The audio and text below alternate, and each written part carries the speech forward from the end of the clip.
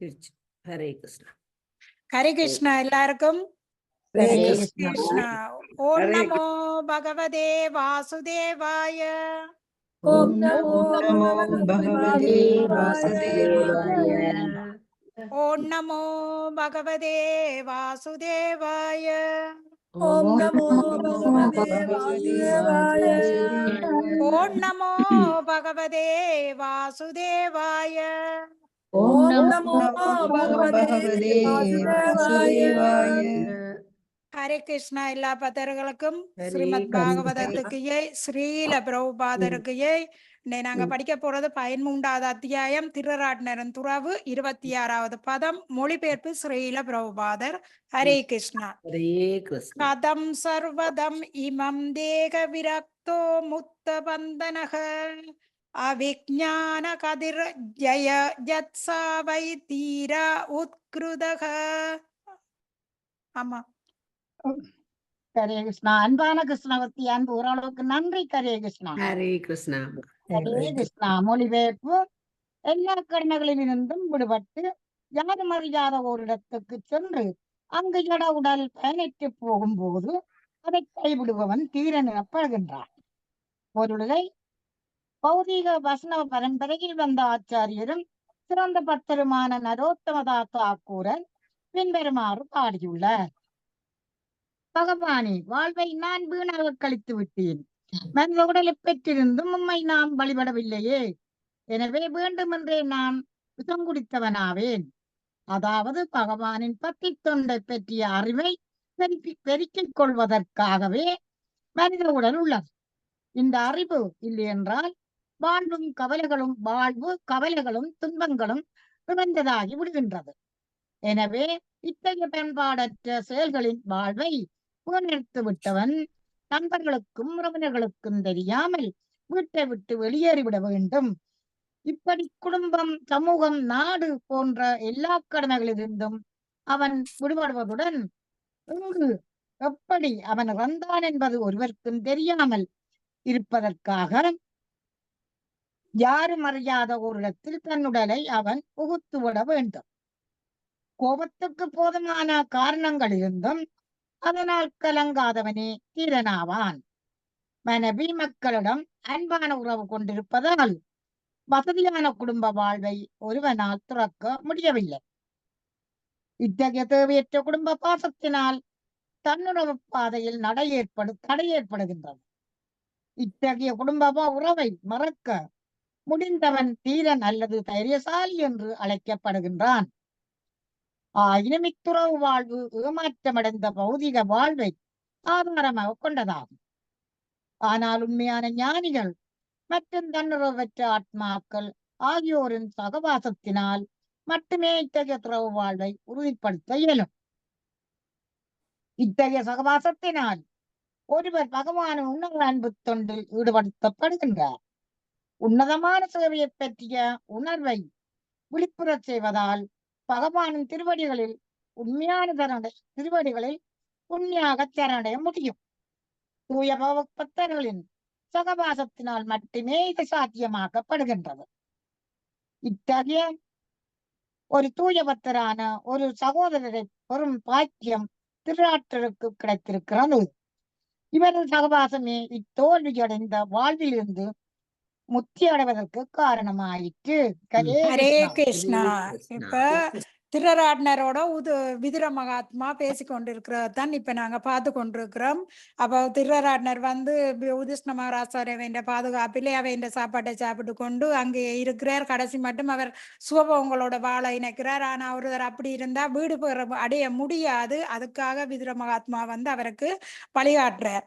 அப்ப எல்லா கடமைகளும் இருந்து விடுபட்டு யாரும் அறியாத ஒரு இடத்திற்கு சென்று அங்கு ஜட உடல் பயனற்று போகும்போது அதை கைவிடுபவன் தீரன் எனப்படுகிறான். பாருங்க, எல்லா கடமைகளையும் முடிச்சுட்டு பேர்ந்து எல்லாத்தையுமே பிள்ளைகளுடைய ஒப்படைச்சிட்டு எங்களுக்கு தான் பொருந்தும், எல்லாருக்குமே பொருந்தும். எங்களோட உயிர் போக மட்டுமே எல்லாத்துலயும் பற்ற வச்சு கொண்டு இறுக்கி இதுக்குள்ளேயே பிடிச்சு கொண்டு இருந்தோம்னா எங்களால விடுதலை அடைய முடியாது. ஒவ்வொருத்தரும் விடுதலை அடைய வேணும். ஒரு தரம் வீடு பேர் அடைஞ்சு இந்த பிறப்புல இருந்து தப்ப வேணும் என்றால் ஒருத்தன் அதை செய்தானண்டா அது தீரன். ஆனா இப்ப பாருங்க, அங்கு ஜட உடல் பயனற்று போது அதை கைவிடுபவன் தீரன் எனப்படுகிறான். நாங்கள் இப்ப இந்த கலியுகத்திலே யாரும் அறியாத இடத்துக்கு போக முடியாது, குடும்பத்தை விட்டு போக முடியாது, சன்னியாசி வாழ்க்கை எடுபட செய்ய முடியாது இந்த கலியுகத்துல.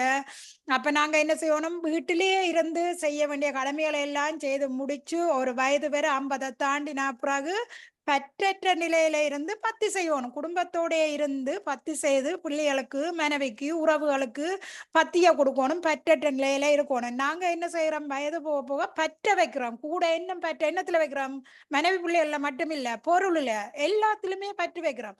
அதால நாங்க இங்க இறுகி போறோம். இதுல இருந்து வெளிவரணும். இது எல்லாருக்குமே பொருந்தக்கூடிய ஒரு சுலோகம் தான் இதுல போகுது பாருங்க. கௌதிக வைஷ்ணவ பரம்பரையில் வந்த ஆச்சாரியாரும் சிறந்த பத்திரமான நரோதமதாஸ் தாவூர் பின்வருமாறு பாடியுள்ளார். என்னன்னு பாடுறார், பகவானே வாழ்வை நான் வீணாக கழித்து விட்டேன். நாங்கள் இப்படி நினைச்சிருக்கிறோமா, எங்கட வாழ்க்கையை வீணா கழிச்சிட்டோம்ண்டு? ஆரணப்பாலம் நினைச்சிருந்தா கையெழுத்துங்க பாப்போம். நான் நினைச்சிருக்கேன் கழிச்சிட்டோம்ண்டு. என்னத்துல கழிச்ச நீங்கள் என்னண்டு வீணா கழிச்ச நினைக்கிறீங்க? நான் நீங்க வந்து வேலை செய்யல, அப்ப ஐயோ, வேலை செய்யாம விட்டுட்டேனே, நீங்க வேலை செய்யாம வீணா விட்டுட்டேன்னு நீங்க நினைக்கிறீங்க? அப்படிதான் நினைச்சேன். அது பௌதிகமானது. நரோதமதாஸ் இப்ப என்னத்தை சொல்றாரு, நான் கவலைப்படுறேன். கடவுள் பக்தி ஆன்மீக இதுல அதைத்தான் இப்ப நரோதமதாஸ் பாடுற என்னண்டு, பகவானே வாழை நான் வீணாக கழித்து விட்டேன். மனித உடலை பெற்றிருந்தும் உண்மை நான் வழிபடவில்லை. மனித உடல் ஒன்றாலதான் கடவுளை வணங்க முடியும், மிருகங்களால வணங்க முடியாது. அப்ப இந்த மனித உடல் கிடைச்சாத பிரயோசனம் இல்லாம ஆக்கிட்டமே என்று நரோதமதாஸ் கவலைப்படுற. எனவே வேண்டுமென்றே நான் விஷம் குடித்தவனாவேன். பாருங்க, நாங்கள் விஷத்தை ஒரு ஆள் தற்கொலை செய்யறது குடிக்குதல்ல, நான் சாவணும்னு தானே குடிக்கிறேன், அப்ப வேண்டுமென்று தானே குடிக்கிறேன். அப்படித்தான் இருக்கு. இந்த உடம்பு எடுத்து போட்டு பகவானுக்கு பத்து செய்யலையேண்டா வேண்டுமென்று விஷம் குடிச்சதுக்கு சமன இருக்குது. அதாவது பகவானின் பத்தி தொண்டை பற்றிய அறிவை பெருக்கிக் கொள்வதற்காகவே மானுட உடல் உள்ளது. இந்த அறிவு இல்லை என்றால் வாழ்வு கவலைகளும் துன்பங்களும் நிறைந்ததாகி விடுகிறது. பகவானுக்கு பத்து செயல் என்று சொன்ன எங்கட வாழ்வு கவலைகளும் துன்பங்களும் நிறைஞ்சு போயிருக்குது. எனவே இத்தகைய பண்பாடற்ற செயல்களில் வாழ்வை வீணடித்து விட்டவன் நண்பர்களுக்கும் உறவினர்களுக்கும் தெரியாமல் வீட்டை விட்டு வெளியேறி விட வேண்டும். இப்படி குடும்பம், சமூகம், நாடு போன்ற எல்லா கடமைகளும் இருந்து அவன் விடுபடுவதுடன் எங்கும் எப்படியும் அவன் இறந்தான் என்பது ஒருவருக்கும் தெரியாமல் இருப்பதற்காக யாரும் அறியாத ஓரிடத்தை தன் உடலை அவன் ஊந்து விட வேண்டும். இப்படிப்பட்டவன் ஒருவருக்குமே நன்மை இல்லாம இருக்கிறவன் இப்படி போய் யாரும் அறியாததுல தன் உடம்பை விட வேணுமா? கோபத்திற்கு போதுமான காரணங்கள் இருந்தும் அதனால் கலங்காதவனே தீரன் ஆவான். பாருங்க, நாங்க கோபப்படுறதுக்கு எவ்வளவு விஷயங்கள் இருக்கு. இப்போ ஒரு செகண்ட்ல ஒவ்வொருத்தரையும் நாங்க கோபப்படுத்த முடியும் வேணுமெண்டாங்கட வார்த்தைகளாலேயே. அந்த கோபத்துல கூட கலங்காம இருக்கிறவன் தீரான். இல்லையோ, கலங்கப்படுறவன் என்ன செய்வான், 4 வார்த்தை திருப்பி சொல்லப்படும், அதால சண்டை பிளக்கும். அப்ப மனைவி மக்களிடம் அன்பான உறவு கொண்டிருப்பதால் வசதியான குடும்ப வாழ்வை ஒருவனால் துறக்க முடியவில்லை. எங்க நாங்க அன்பை வச்சிருக்கிறோம், மனைவி, மக்கள், உறவுகள், சொத்து, இது எல்லாம் அன்பு வச்சிருக்கிறோம், துறக்க முடியாது. இத்தகைய தேவையற்ற குடும்ப பாசத்தினால் தன்னுணர்வு பாதையில் தடை ஏற்படுகிறது.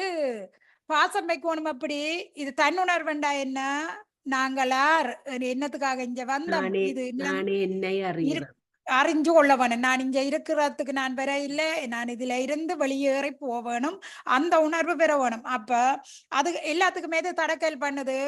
என்ன மனைவி, பிள்ளை, சொத்து, வீடு இதெல்லாம் தடை பண்ணி கொண்டிருக்குது. அப்ப இத்தகைய குடும்ப உறவை மறக்க முடிந்தவன் தீரன். இத மறக்க முடிஞ்சவன் தான் தீரன் அல்லது தைரியசாலி என்று அழைக்கப்படுகிறார். ஆயினும் இத்துறவு வாழ்வு ஏமாற்றம் அடைந்த பௌதிக வாழ்வை ஆதாரமாக கொண்டதாகும். இப்ப இருக்கிற எல்லாம் என்ன பௌதிகமானது முறையெல்லாம் இப்ப எல்லாம் இருக்குது. ஆனால் உண்மையான ஞானிகள் மற்றும் தன்னுணர்வு பெற்ற ஆத்மாக்கள் ஆகியோரின் சகவாசத்தினால் மட்டுமே நித்திய துறவு வாழ்வை உறுதிப்படுத்த இயலும். யாருடைய இது வேணும் எங்களுக்கு, ஒரு தன்னை உணர்ந்த ஆத்மாவிடம் இருந்து ஒரு ஆன்மீக குருவிடம் இருந்து இந்த பாடத்தை கற்றோம் என்று சொன்னா அது இயற்கையான முறையில செய்ய முடியும். இல்லையென்றா செயற்கையான முறையில செய்யற தவங்களோ போலியோ அது எல்லாமே போலியானதாக இருக்கும். அப்ப இத்தகைய துறவு வாழ்வை உறுதிப்படுத்த இயலும். இத்தகைய சகவாசத்தினால் ஒருவர் பகவானின் உன்னத அன்பு தொண்டில் ஈடுபடுகின்றார். உன்னதமான சேவையை பற்றிய உணர்வை விழிப்புறச் செய்வதால் பகவானின் திருவடிகளில் உண்மையாக சரணடைய முடியும். தூய பகவத பக்தர்களின் சகவாசத்தினால் மட்டுமே இது சாத்தியமாகப்படுகிறது. போலியானவையால, பேருக்காக செய்கிறவையால, பேருக்காக பாகவதம் வாசிக்கிறவையிட இருந்து எங்களால சகவாசத்தை எடுத்துக்கொள்ள முடியாது. அதால இருக்கிற கொஞ்சம் கூட நாங்க இழந்துடுவோம். அப்ப இத்தகைய ஒரு தூய பக்தரான ஒரு சகோதரரை பெரும் பாக்கியம் திருராட்னருக்கு கிடைத்தது. இப்ப திருராட்னருக்கு அந்த பாக்கியம் கிடைச்சிருக்கு. யாரால?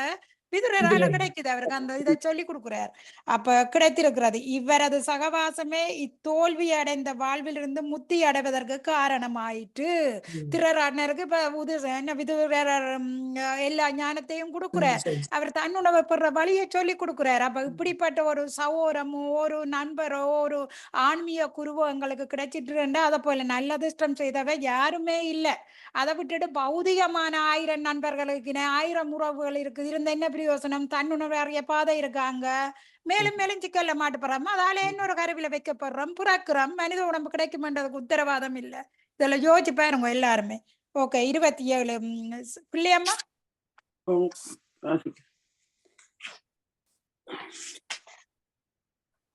27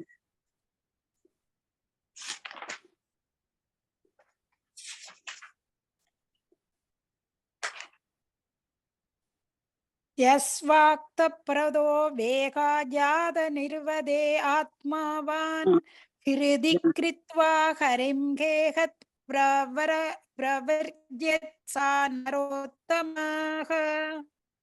மொழிபெயர்ப்பு: எவன் தானாகவோ பிறர் உபதேசத்தாலோ இந்த ஜட உலக துன்பத்தையும் நிலையற்ற தன்மையையும் அறிந்து இதயத்தில் வாழும் பரம புருஷரிடம் முழு நம்பிக்கை கொண்டு வீட்டை விட்டு வெளியேறுகிறானோ அவன் முதல் தரமான மனிதனாவான்.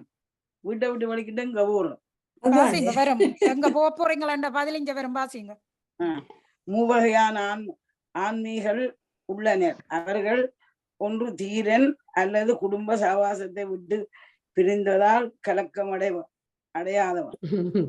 2 கலக்கடையாமல் என்றது. பௌதிக வாழ்வில் தோல்வியை அடைந்தால் துறவரம் ஏற்றவன். மற்றும் 3 பகவானின் உண்மையான பக்தன். இவன் பகவான் நாமத்தை கேட்பதாலும் பாடுவதாலும் இணையுறவை ஏற்படுத்தி கொண்டு இதயத்தில் வாழும் பகவானையே முற்றிலும் நம்பியவனாய் வீட்டை விட்டு வெளியேறுகிறான். பௌதிக வாழ்வில் தோல்வியடைந்து துறவரத்தை மேற்கொள்ளுவது தன்னுணர்வு பாதையில் முதற்படியாகும். ஆனால் பரமாத்மாக அவனது இதயத்திலும் வாழும் பரம புருஷ பகவானையே முழுமையாக நம்பியிருக்கும் பயிற்சியை பெறும் பொழுதுதான் முத்தியடையும் வழியில் உண்மையான பூர்ணத்துவம் கிடைக்கிறது. ஒருவன் வீட்டை துறந்து அந்த காட்டில் தனியாக வாழக்கூடும். ஆனால் நிலையான பக்தன் ஒருவன் தான் தனியாக இல்லை என்பதை நன்கு அறிவான். பகவான் எப்பொழுதும் அவனும் உடனேயே இருக்கிறார். மேலும் எந்த ஆபத்தான சூழ்நிலையிலும் உண்மையான பக்தனை அவரால் காப்பாற்ற முடியும். எனவே ஒருவர் தூய பக்தரின் சகவாசத்தால் பகவானின் புனித நாமம், குணம், உருவம், லீலைகள் மற்றும் பரிவாரம் போன்றவைகளை பற்றி கேட்டும் பாடியும் வீட்டிலேயே பக்தி தொண்டை பயில வேண்டும். இப்பயிற்சியை எந்த அளவுக்கு ஒருவர் தேர்ந்தெடுக்கிறானோ அந்த அளவிற்கே இறை உணர்வை எழுப்ப அது அவனுக்கு உதவும். பகவான் எல்லோருடைய இதயத்திலும் அமர்ந்திருக்கின்றார் என்றாலும் இத்தகைய பக்தி தொண்டால் பௌதிக லாபத்தை அடைய விரும்புவதால் ஒருபோதும் பகவானை நம்பி இருக்க முடியாது. பௌதிக லாபத்துக்காக பல வகையான வழிபாடுபவர்களுக்கு அவர் வழிகாட்ட மாட்டார். இத்தகைய பௌதிகமான பக்தர்களுக்கு பகவான் பௌதிக நன்மைகளை அளிக்க கூடும். ஆனால் மேலே குறிப்பிட்ட முதல் தரமான மனிதனின் நிலையை அவர்களால் அடைய முடியாது. உலக சரித்திரத்தில் குறிப்பாக இந்தியாவில் இத்தகைய தூய பக்தர்களின் உதாரணங்கள் பல உள்ளன. மேலும் தன்னுணர்வு பாதையில் அவர்களே நமக்கு வழிகாட்டியாக உள்ளனர். மகாத்மா விதுரர் இத்தகைய தூய பக்தரில் ஒருவர் ஆவார். மேலும் தன்னுணர்வை பெற நாம் அனைவரும் அவரது தாமரை பாத சுவடுகளை பின்பற்ற வேண்டும். ஹரே கிருஷ்ணா, ஹரே கிருஷ்ணா. பாருங்க, எவன் தானாகவோ பிறர் உபதேசத்தாலோ இந்த ஜட உலக துன்பத்தை நிலையற்ற தன்மையையும் அறிந்து இதயத்தில் வாழும் பரமபுருஷரிடம் முழு நம்பிக்கை கொண்டு வீட்டை விட்டு வெளியேறுகிறானோ அவன் முதல் தரமான மனிதன் ஆவான். இல்ல எங்க இப்ப நம்பிக்கையை கொடுத்திருக்கு? பகவான்ல நம்பிக்கையோட இருக்கிறவன் முதற்தர பத்தன் ஆவான். இது நாங்க என்ன செய்வோம்? வழிகிடைக்க பகவானை நம்புவோமா?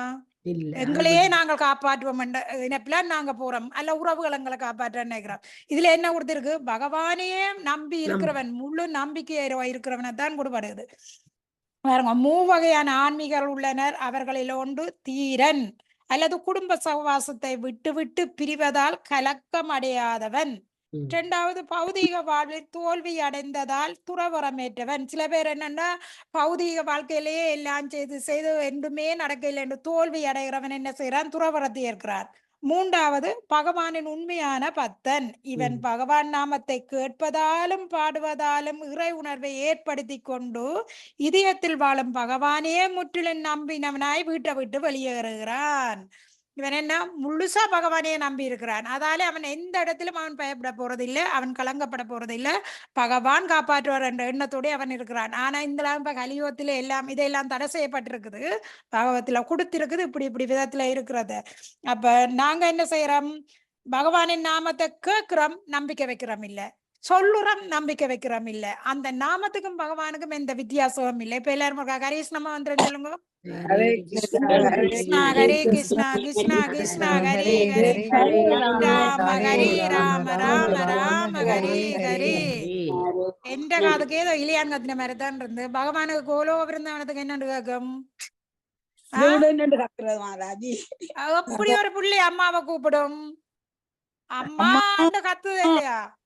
அப்படி கிருஷ்ணா கிருஷ்ணான்னு கத்துங்க பகவானுக்கு. ஹரே கிருஷ்ணா ஹரே கிருஷ்ணா கிருஷ்ணா கிருஷ்ணா ஹரே ஹரே ராமா ராமா ஹரே ஹரே. நன்றி. அப்ப கேட்பதிலும் பாடுவதிலும் இறை உணர்வை ஏற்படுத்திக் கொண்டு இதயத்தில் வாழும் பகவானையே முற்றிலும் நம்பியனாய் வீட்டை விட்டு வெளியேறுகிறான். பௌதீக வாழ்வில் தோல்வியடைந்து துறவரத்தை மேற்கொள்வது தன்னுணர்வு பாதையில் முதற்படி ஆகும். இந்த பௌதீக வாழ்க்கையில ஒன்றுமே இல்லையென்று அவன் அதுல தோல்வி அடைஞ்சு துறவர வாழ்க்கையில மேற்கொள்றான், அது முதற்படி ஆகுமா. ஆனால் பரமாத்மாவாக அனைவரது இதயத்திலும் வாழும் பரமபுருஷ பகவானையே முழுமையாக நம்பி இருக்கும் பயிற்சியை பெறும் பொழுதுதான் முத்தி அடையும் வழியில் உண்மையான பூரணத்துவம் கிடைக்கும். அப்ப நாங்க இந்த பகவான் நாமத்தை சொல்லி முழுமையா அந்த நம்பிக்கை வேணும். நம்பிக்கை இல்லைன்னு சொன்னா எதுவுமே அங்க பலன் அளிக்காது. எந்த செய்தாலும் நம்பிக்கை இருக்கணும் முதல். அப்ப ஒருவன் வீட்டை துறந்து அடர்ந்த காட்டில் தனியாக வாழக்கூடும், ஆனால் நிலையான பக்தன் ஒருவன் தான் தனியாக இல்லை என்பதை நன்கு அறிவான். அப்ப யார் இருக்கிற கூட? பக்தனுக்கு பகவான் இருக்கிறார். இப்ப துருவமராசா காட்டுல 5 வயதுல தவம் செய்கிறார். காட்டுல யாரு நம்பினான்? பகவான பாக்கோணும்னு நம்பிக்கையிலே அவன் தவம் செய்கிறான். அங்க அப்ப இல்லை என்பதை, தனியா இல்லை என்பதை நன்கு அறிவான். பகவான் எப்பொழுதும் அவனுடைய இருக்கிறார். மேலும் எந்த ஆபத்தான சூழ்நிலையிலும் உண்மையான பக்தனை அவரால் காப்பாற்ற முடியும். இப்ப பரிசித் மகாராஜாவை எங்க காப்பாற்றினார்? உத்தரை ஒரு பக்த உத்தரை என்ற வயிற்றுல வச்சு பரிசித் மகாராஜா பகவான் காப்பாற்றினாரா இல்லையா?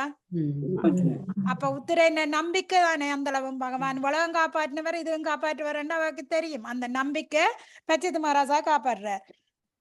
மேலும் எந்த ஆபத்தான சூழ்நிலையிலும் உண்மையான பக்தன் அவரால் காப்பாற்றப்பட முடியும். எனவே ஒருவர் தூய பக்தர்களின் சகவாசத்தில் பகவானின் புனித நாமம், குணம், உருவம், லீலைகள் மற்றும் பரிவாரம் போன்றவைகளை பற்றி கேட்டும் பாடியும் வீட்டிலேயே பத்தி தொண்டு பயில வேண்டும். பத்தி தொண்டு நாங்க பயிலாம திருப்பி வேற உங்களுக்கு கிடைக்குமா? அடுத்த ஒண்ணம் அப்ப வீட்டிலேயே நாங்க நாமத்தை சொல்லி பகவான் பக்தர்களோட சேர்ந்து பிரசாதங்கள் சாப்பிட்டு பகவானை பற்றி கேட்டு கொண்டிருக்கேக்கானே எங்களுக்கு ஒரு நம்பிக்கை வருது. நம்பிக்கை இல்லாம எடுத்தோனும் எங்களால சொல்ல முடியாது. அத பயிற்சி அளிக்கப்பட வேணும். அந்த பயிற்சியை நாங்க எடுத்துக்கொண்டோம்னா எங்களால முடியும். அப்ப இப்பயிற்சியை எந்த அளவுக்கு ஒருவன் மேற்கொள்ளுகிறாரோ அந்த அளவுக்கே இறை உணர்வு எழுப்புவது அவருக்கு உதவும். நம்பிக்கையை பொறுத்து. இப்ப இதுக்கு உதாரணம் திரௌபதி என்ன செய்யறா? முதல் துச்சாதனன் இருந்து தன்னால காப்பாற்ற முடியும் என்று தானே கையை இப்படி வச்சு கொண்டுண்டா. கடைசியில என்ன செய்தா? அதே கையை உயர்த்தினா எடுத்த இடப்பிலேயே பகவான் அடுத்தடப்பில சாரி கொடுக்க இல்லையா? அந்த நம்பிக்கை எவ்வளவு இருக்கோ அதுக்கு தக்க மாதிரிதான் அந்த இடத்துல பகவான் காப்பாற்றுறார்.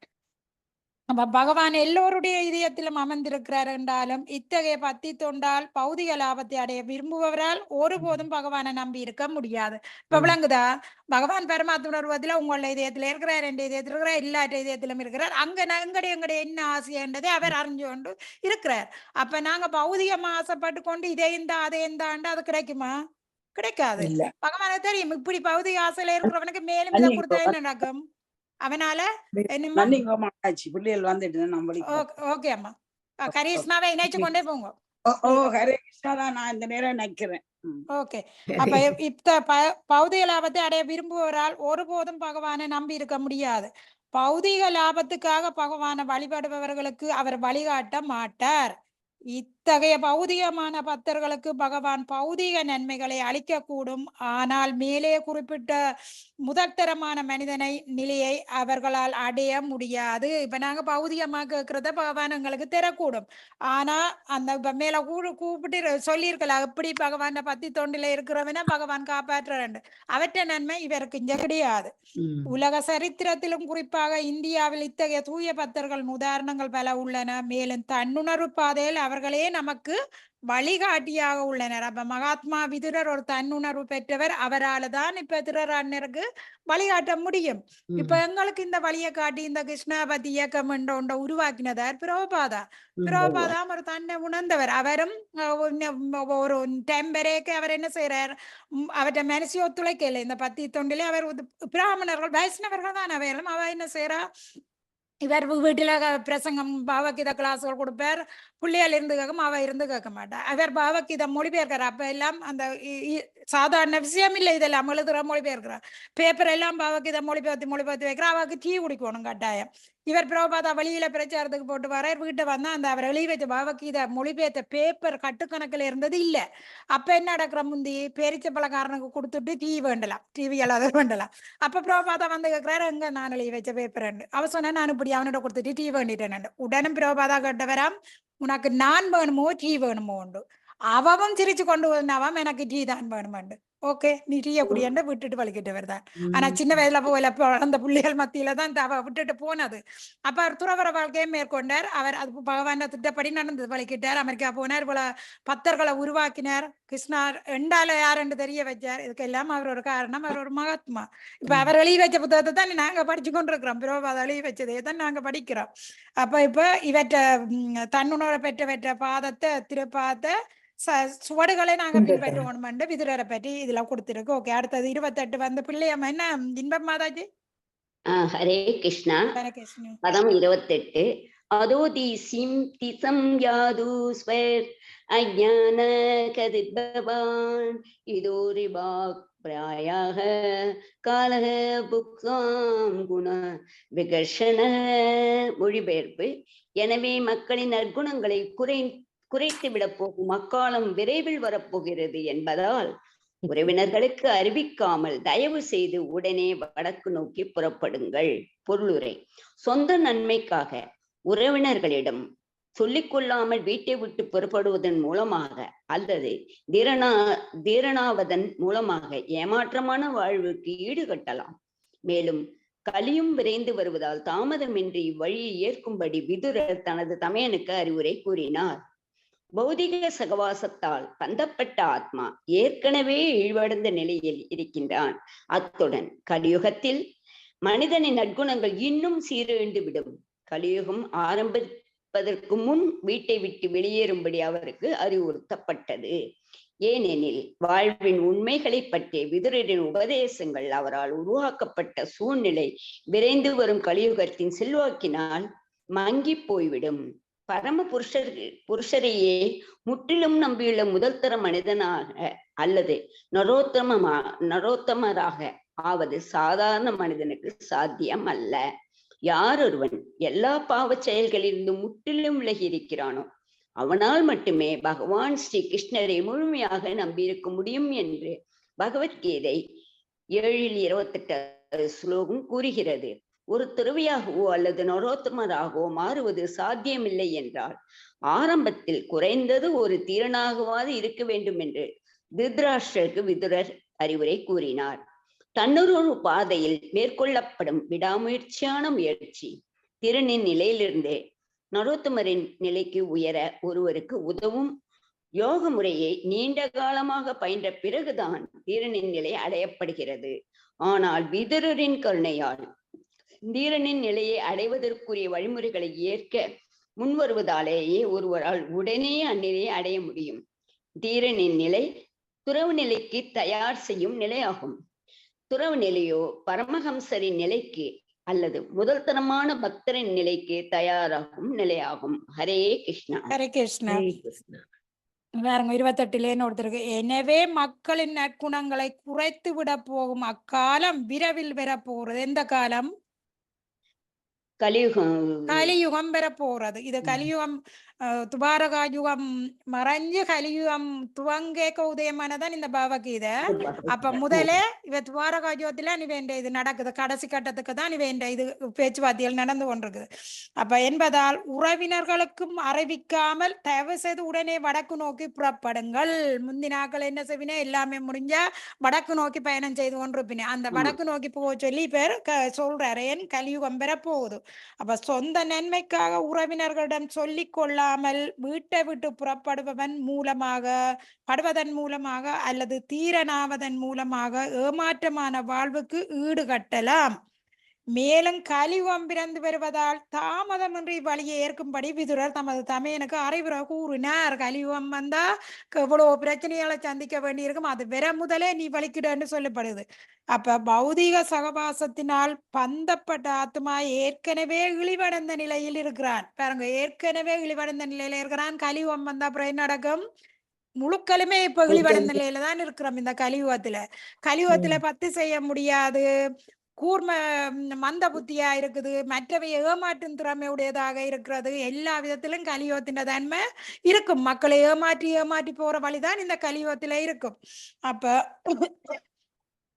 அத்துடன் கலியுகத்தில் மனிதன் நற்குணங்கள் இன்னும் சீரழிந்து விடும். பாருங்க, சத்தியாயுகத்துல இருந்ததை விட திரேதயாயுகத்துல குறைஞ்சு கொண்டு வந்தது. சத்தியாயுகத்துல 100% திரேதயாயுகத்துல 75 விழுக்காட்டுக்கு வந்தது. துவாரகாயுகத்துல 50. இந்த கலியுகத்துல 25% வந்து நற்குணமே இல்லாத கட்டத்துக்கு போய் கொண்டிருக்குது. அப்ப கலியுகம் ஆரம்பிப்பதற்கு முன் வீட்டை விட்டு வெளியேறும்படி அவருக்கு அறிவுறுத்தப்பட்டது. யாருக்கு? திருதராட்டினருக்கு அறிவுறுத்தப்பட்டது. அப்ப ஏனெனில் வாழ்வின் உண்மைகளை பற்றி விதுரரின் உபதேசங்கள்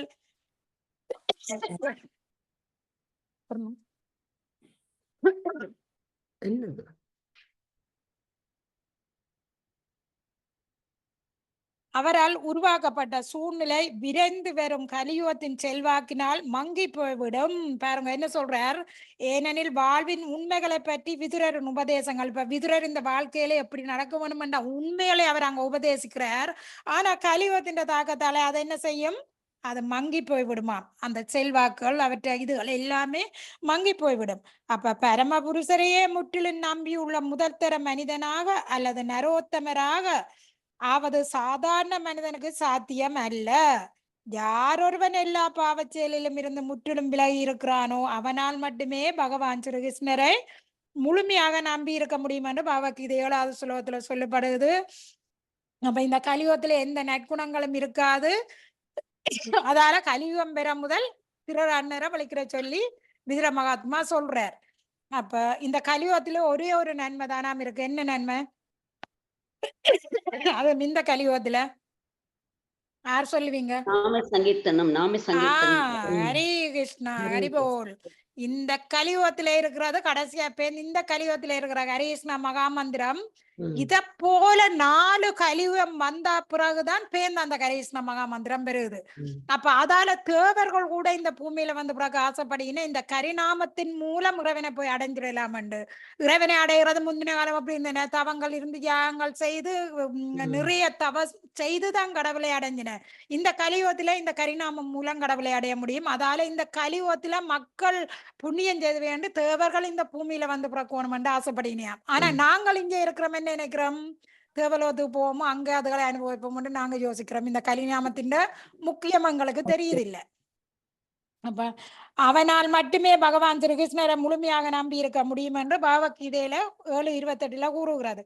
ஒரு துறவியாகவோ அல்லது நரோத்தமராகவோ மாறுவது சாத்தியமில்லை என்றால் ஆரம்பத்தில் குறைந்ததொரு தீரனாகவாவது இருக்க வேண்டும் என்று திருராட்னருக்கு விதுரர் அறிவுரை கூறுகிறார். தன்னுணர்வு பாதையில் மேற்கொள்ளப்படும் கொள்ளப்படும் விடாப்பிடியான முயற்சி தீரனின் நிலையிலிருந்து நரோத்தமரின் நிலைக்கு உயர ஒருவனுக்கு உதவும். யோக முறையை நீண்ட காலமாக பயின்ற பிறகுதான் தீரனின் நிலை அடையப்படுகிறது. ஆனால் விதுரரின் கருணையினால் தீரனின் நிலையை அடைவதற்குரிய வழிமுறைகள் ஏற்கனவே முன் வருவதாலேயே ஒருவரால் உடனே அந்த நிலையை அடைய முடியும். பாருங்க, நாங்க தீரன நிலை அடைகிறோம்டா யோக பயிற்சி மூலம் அது ஒரு நீண்ட காலத்துக்கு பிறகுதான் எங்களால அடைய முடியும். ஆனா விதுரரை போல ஒரு மகாத்மாக்களின் அறிவுரையை கேட்டோம்டா எங்களால உடனே அதை அடைய முடியும், அந்த தீரண்ட நிலையை. அப்ப பரமகஞ்சரன் அப்ப துறவு நிலைக்கு தயார் செய்யும் நிலையாகும். துறவு நிலையோ பரமகம்சரின் நிலைக்கு அல்லது முதற்தரமான பத்தரன் நிலைக்கு தயாராகும் நிலையாகும். அப்ப திருராட்னருக்கு அறிவுறுத்தி கொண்டே இருக்கிறார். 29 மஞ்சு மாதாஜி அன்மியூட் பண்ணு. ஹரே கிருஷ்ணா. பதம் 29. ஏவம் ராஜ விதுரே நானு ஜேன பிரக்ஞாசுர் போதித ஆஜமேட சித்வா ஸ்வேஷு ஸ்நேஹ பாசாந்திரடினம் நிஷ்சக்ராம பிராத்ரு சந்தர்சிதாத்வா. மொழிபெயர்ப்பு. இவ்வாறாக அஜமீட குலத்தில் பிறந்த திருதராஷ்டிர மகாராஜன் தற்சோதனை அறிவின் அதாவது பிரக்ஞா மூலமாக உறுதியான நம்பிக்கை வரப்பெற்றவராய் தனது பின்வாங்காத மன உறுதியால் திடமான குடும்ப பற்றை உடனே களைத்தெறிந்தார். இவ்வாறாக தம்பி விதுரனின் உத்தரவுப்படி முக்தி பாதையை ஏற்பதாக அவர் உடனே வீட்டை விட்டு வெளியேறினார். பொருளுரை. ஸ்ரீமத் பாகவதத்தின் மிகச்சிறந்த போதகரான பகவான் ஸ்ரீ சைத்தன்ய மகாபிரபு சாதுக்கள் அல்லது தூய பக்தர்களின் சகவாசம் எவ்வளவு முக்கியம் என்பதை வலியுறுத்தியுள்ளார். தூய பக்தருடன் நொடி நேர சகவாசம் கொள்வதாலும் எல்லா பூர்வத்துவங்களையும் அடைய முடியும் என்று அவர் கூறினார். எமது வாழ்வில் இது ஒரு அனுபவ பூர்வமான உண்மை என்பதை ஒப்புக்கொள்ள நாம் வெட்கப்படவில்லை. தவத்திரு ஸ்ரீமத் பக்தி சித்தார்த்த சரஸ்வதி கோஸ்வாமியுடனான எனது முதல் சந்திப்பு சில நிமிடங்கள் மட்டுமே நீடித்தது என்றாலும் அவரது தெய்வீக கருணையை அப்போது யான் பெற தவறியிருப்பேனாயின் ஸ்ரீமத் பாகவதத்தை ஆங்கிலத்தில் விவரிக்கும் இப்பெரும் சேவையை ஏற்றுக்கொண்டிருப்பது நமக்கு சாத்தியமில்லாமல் போயிருக்கும். அனுகூலமான அச்சமயத்தில் அவரை யான் சந்திக்காமல் இருந்திருந்தால் பெரும் தொழில் அதிபராக யான் மாறியிருக்கக்கூடும். ஆனால் முக்திக்கான வழியில் நடந்து செல்ல நம்மால் ஒருபோதும் சாத்தியமாகி இருக்காது என்பதுடன் நமது குருதேவரின் உபதேசங்களிலும் கீழ் உண்மையான பகவத் தொண்டில் நம்மால் இருக்கவும் முடியாது. விதுரருடன் கொண்ட சகவாசத்தினால் திருதராஷ்டிரருக்கு மனமாற்றமும் ஏற்பட்டது. இது மற்றொரு அனுபவ பூர்வமான உதாரணமாகும். திருதராஷ்டிர மகாராஜன் அரசியல், பொருளாதாரம் மற்றும் குடும்ப பற்று ஆகிய பௌதீக விவகாரங்களில் இறுக்கமாக பின்னி பிணைந்திருந்தார். இத்திட்டங்களில் வெற்றி பெற தன்னால் இயன்ற அளவு அவர் முயன்று பார்த்தார். ஆனால் துவக்கத்திலிருந்து முடிவுரை வரை அவர் ஏமாற்றத்தை மட்டும் கண்டார். வாழ்வில் பெரும் தோல்வியை அவர் சந்தித்த போதிலும் பகவானின் தூய பக்தரான விதுரனின் சக்தி வாய்ந்த உபதேசங்களினால் தன்னுணர்வு பாதையில் அவர் பெரும் வெற்றி அடைந்தார்.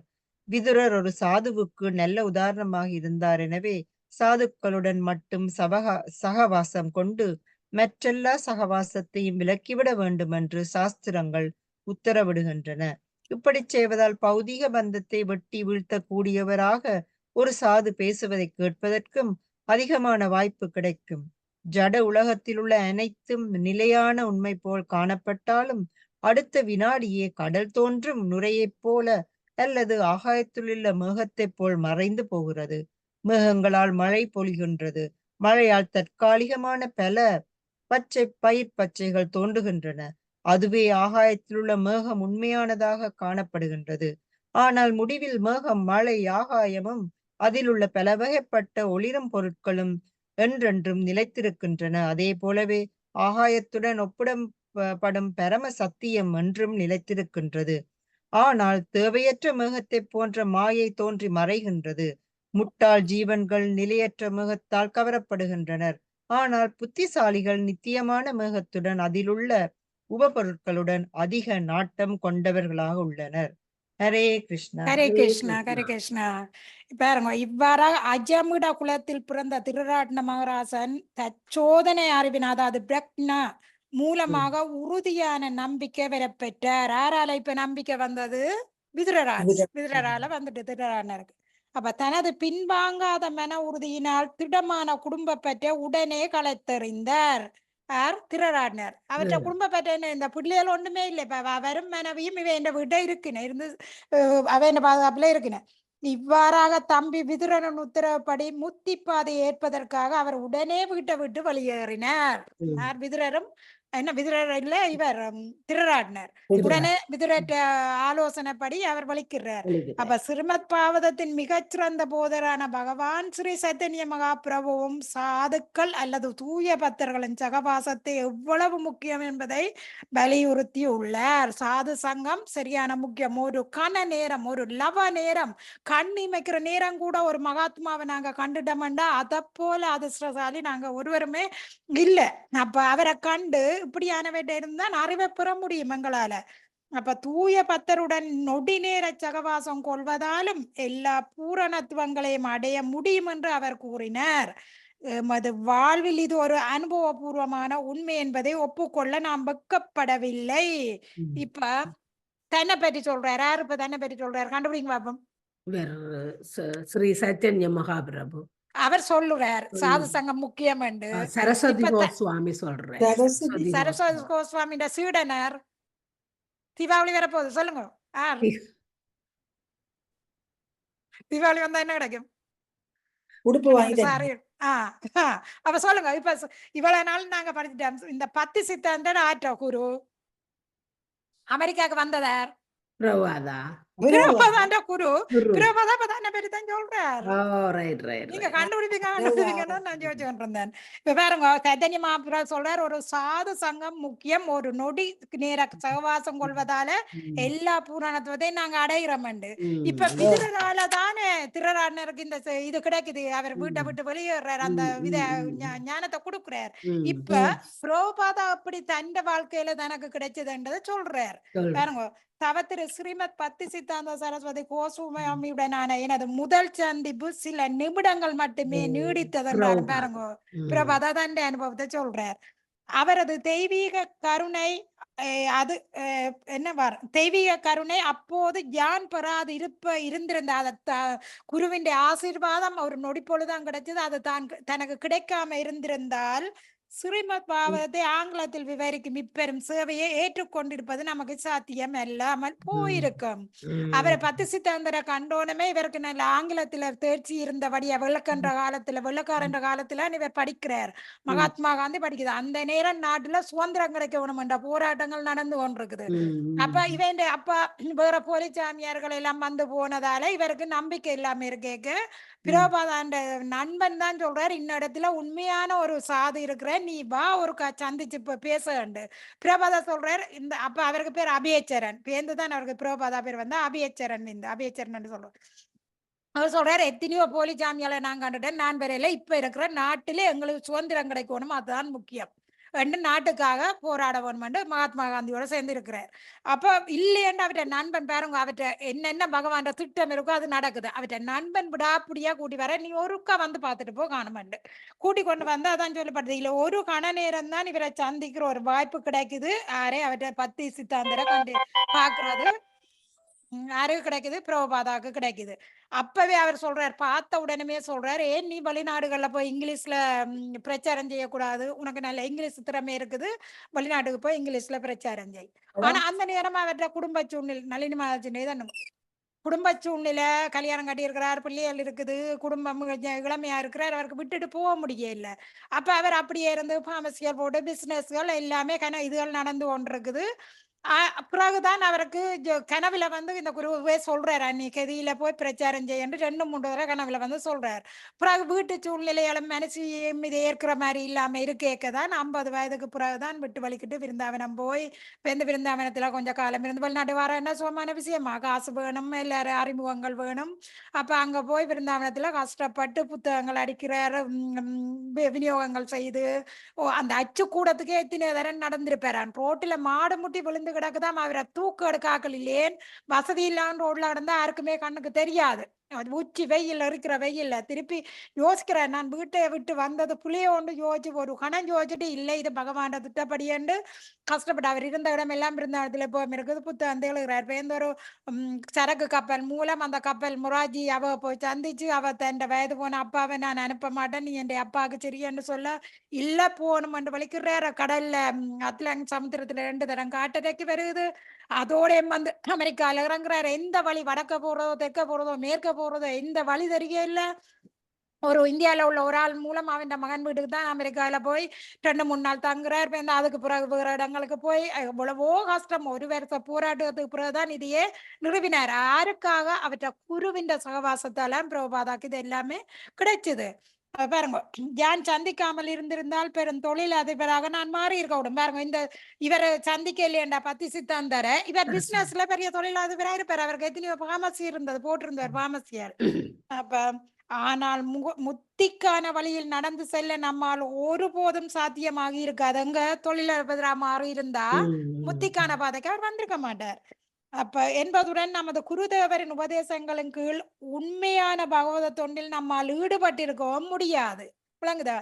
அப்ப விதுரருடன் கொண்ட சகவாசத்தினால் திருராடனருக்கும் மனமாற்றம் ஏற்பட்டது. இதுக்குத்தான் அவர் அந்த விளக்கத்தை கொடுக்கிறார்.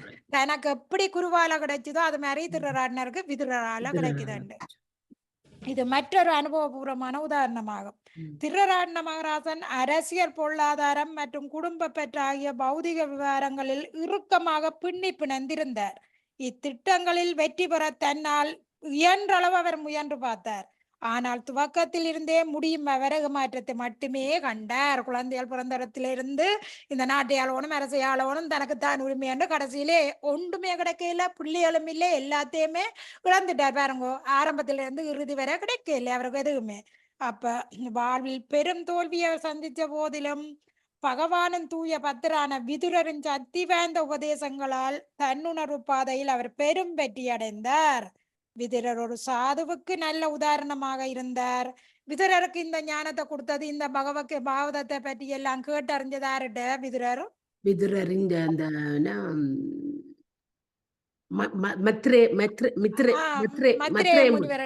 நன்றி நன்றி போயிருக்கேன்.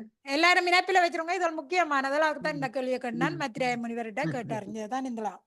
அப்ப விதுரரோட சாதுவுக்கு நல்ல உதாரணமாக இருந்தார். எனவே சாதுக்களுடன் மட்டும் சகவாசம் கொண்டு மற்றெல்லா சகவாசத்தையும் விலக்கி விட வேண்டும் என்று சாத்திரங்கள் உத்தரவிடுகின்றன.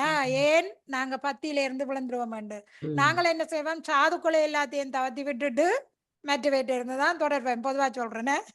அப்ப இப்படி செய்வதால் பௌதிக பந்தத்தை வெட்டி வீழ்த்த கூடியவரான ஒரு சாது பேசுவதை கேட்பதற்கு அதிகமான வாய்ப்பு கிடைக்கும். பாருங்க, பத்தர சங்கத்திலே இருந்தோம்டா இதுகளை பற்றி படிப்போம். பத்தர இல்லாத சகவாசத்துல போனா பகவானை பற்றி பத்திகை பற்றி படிக்கவே அங்க இடம் கிடையாது. பௌதிகமான தானே நாங்கள் அங்க பேசிக்கொண்டிருப்போம். இது உண்மையா பொய்யா? எல்லாருமே வாழ்க்கையில உணர்ந்திருக்கிறோம் தானே இதை பற்றி. ஜட உலகில் உள்ள அனைத்தும் நிலையான உண்மையை போல் காணப்பட்டாலும் அடுத்த வினாடியே கடலில் நுரிய போல் அல்லது ஆகாயத்தில் மேகத்தை போல் மறந்து விடுற. இப்ப தண்ணி குமிழி வருது, நிக்குதா? அடுத்த நிமிஷமே அந்த நிலை போகுது. அப்படித்தான் எங்களோட வாழ்க்கையும் போய்கொண்டிருக்குது. மேகங்களால் மழை பொழிகிறது, மழையால் தற்காலிகமான பல பச்சைகள் தோன்றுகின்றன. எனவே ஆகாயத்தில் உள்ள மேகம் உண்மையானதாகவே காணப்படுகிறது. ஆனால் முடிவில் மேகம் மழையாகவும் அதில் பல வகைப்பட்ட ஒளிரும் பொருட்களாகவும் என்றென்று நிலைத்திருக்கின்றன. அதை போலவே ஆகாயத்துடன் ஒப்பிடும் பரம சத்தியம் என்று நிலைத்திருக்கிறது. ஆனால் நிலையற்ற மேகத்தை போன்று மாயை தோன்றி மறைகிறது. இந்த ஒரு நீர்க்குமிழிய போலதான் எங்களோட வாழ்க்கையால். அப்ப முட்டாள் ஜீவன்கள் நிலையற்ற மேகத்தால் கவரப்படுகின்றனர். ஆனா புத்திசாலிகள் நித்தியமான மேகத்துடன் அதில் உள்ள உப பொருட்களுடனும் அதிக நாட்டம் கொண்டவர்களாக உள்ளனர். இதுக்கெல்லாம் யாருடைய சங்கமங்களுக்கு கிடைக்க வேணும், யாருடைய சகவாசம் கிடைக்க வேணும்? ஒரு ஆன்மீக குரு, ஒரு தூய மகாத்மாவின் இது எங்களுக்கு கிடைக்க வேணும். ஓகே ராணி மாதாஜி. ஹரே கிருஷ்ணா. ஹரே கிருஷ்ணா மாதாஜி. பதிம் பிரயாக்தம் சுபலஸ்ய புத்ரி பதி உப்ரதா சானு ஜகாம சாத்வி ஹிமாலயம் ஞஸ்த தண்ட பிரஹர்ஷம் மனஸ்வினாம் இவ சத் சம்பிரவாகார. மொழிபெயர்ப்பு: கந்தகர் அல்லது காந்தர் தேசத்து கபிலராஜனின் மகளும் சிறந்த குணவதியும் பதிவிரதியுமான காந்தாரி தம் கணவர் இமயமலையை நோக்கி செல்வதைக் கண்டு அவரை பின்தொடர்ந்தாள். வீரர்களுக்கும் சூரர்களுக்கான எதிரிகளின் சாட்டையடி எப்படி மகிழ்ச்சி அளிக்குமோ அப்படி துறவு வாழ்க்கை ஏற்றவர்களுக்கு இமாலயம் மகிழ்ச்சியை அளிக்கும். பொருளுரை: கபில ராஜனின் மகளும் சுபல ராஜனின் மகளும் திருதராஷ்டிரரின் மனைவியுமான காந்தாரி தன் கணவரிடம் பற்றுக்கொண்ட மிகச் சிறந்த பதிவிரதி ஆவாள். வேத நாகரிகத்தின் சரித்திரத்தில் குறிப்பிடப்பட்டுள்ள பல பதிவிரதைகளில் காந்தாரியும் ஒருத்தியாவாள். லட்சுமி தேவியான சீதையும் ஒரு சிறந்த அரசகுமாரிதான். ஆனால் தன் கணவரான பகவான் ராமச்சந்திரனை பின்தொடர்ந்து அவள் வனம் சென்றாள்.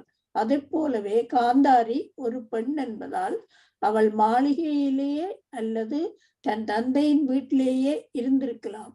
ஆனால் சிறந்த குணவதியும் விரதையுமான அவள் தன் கணவரை பின்தொடர்ந்து வனம் சென்றாள். திருதராஷ்டிரருக்கு துறவு வாழ்வியை பற்றிய உபதேசங்களை விதுரர் அளித்த பொழுது காந்தாரியும் தம் கணவருடன் இருந்தாள். ஆனால் போர்க்களத்தில் எல்லா அபாயங்களையும் சந்திக்க தயாராக இருக்கும் மாவீரனை போல் திருதராஷ்டிரர் அச்சமயத்தில் முடிவான நோக்கம் கொண்டிருந்ததால் தன்னை பின்தொடரும்படி காந்தாரியிடம் அவர் கூறவில்லை. இனிமேலும் அவர் மனைவியிடமும் உறவினர்களிடமும் பற்று கொண்டவராக இல்லை. திருதராஷ்டிரர் தனியாக செல்ல முடிவு செய்தார். ஆனால் பதிவிரதையான காந்தாரியும் கடைசி வரை அவரையே பின்தொடர்வதென தீர்மானித்தார். திருதராஷ்டிரர் வானப்பிரஸ்த வாழ்வை ஏற்றார். இந்நிலையில் மனைவி உடனிருந்து கணவருக்கு தொண்டு செய்ய அனுமதிக்கப்படுகிறாள். ஆனால் கணவர் சந்நியாச வாழ்க்கை ஏற்றபின் அவருடன் வாழ அவள் அனுமதிக்கப்படுவதில்லை.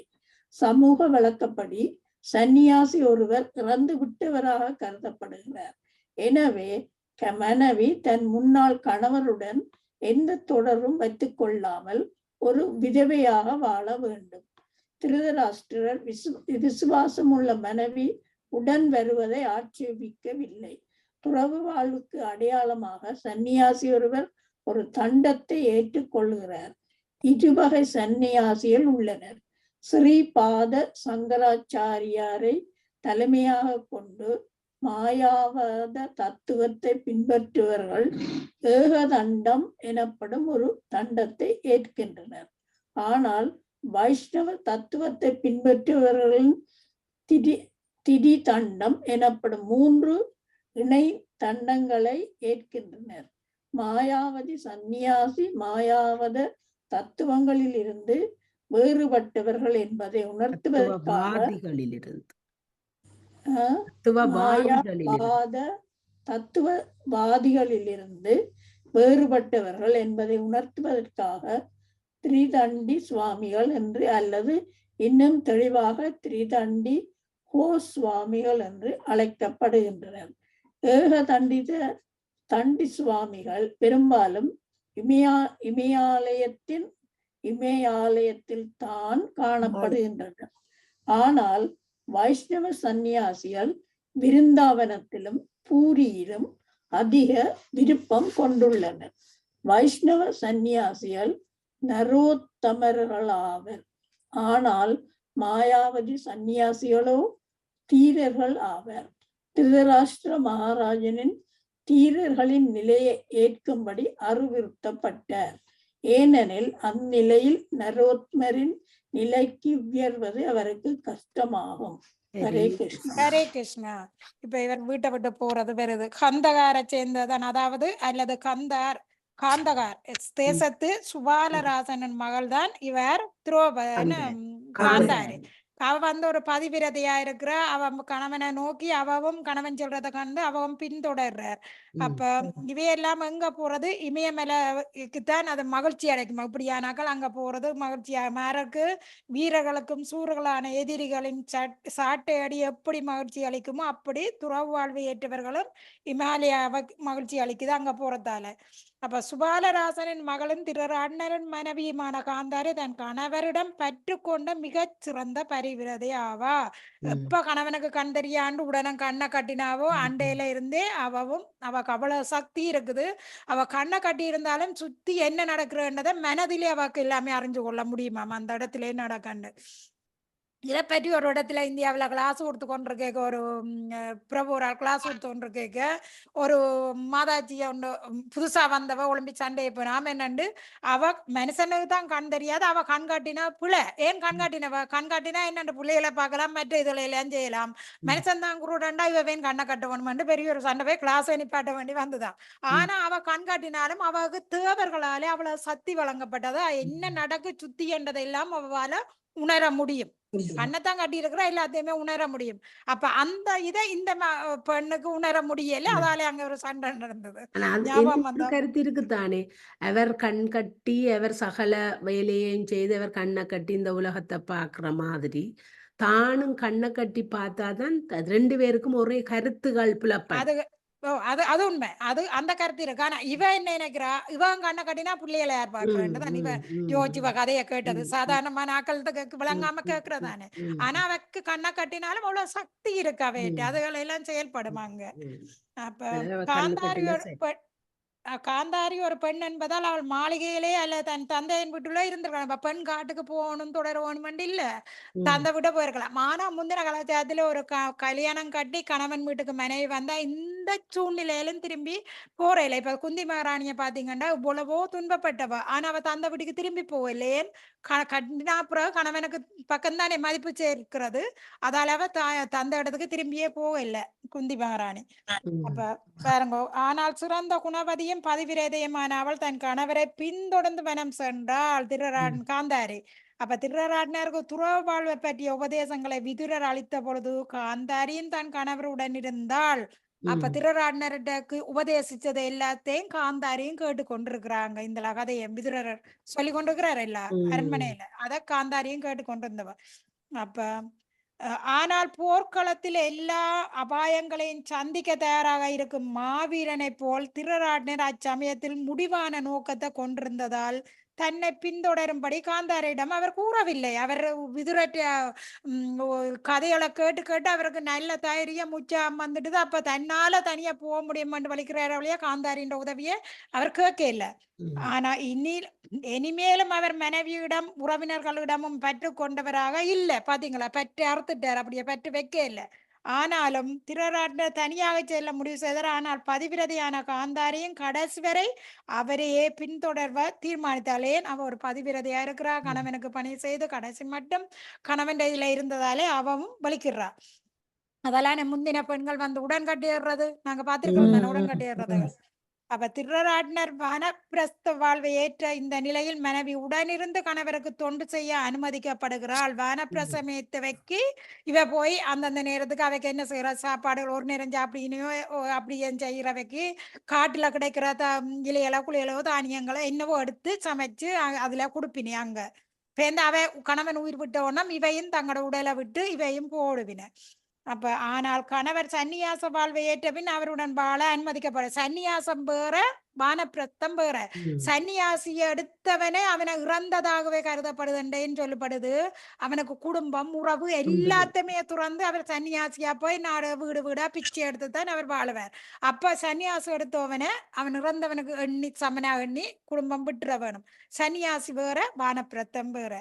அப்ப பாருங்க, துறவற வாழ்வுக்கு அடையாளமாக சன்னியாசி ஒருவர் ஒரு தண்டத்தை ஏற்றுக்கொள்வார். இருவகை சன்னியாசிகள் இருக்குன்னு அதுல இவற்ற ஸ்ரீபாத சங்கரியாற்ற அதுல வர மாயாவாத சன்னியாசிகள் ஏக தண்டம் ஒரு தடியை மட்டும்தான் அவை ஏற்கின.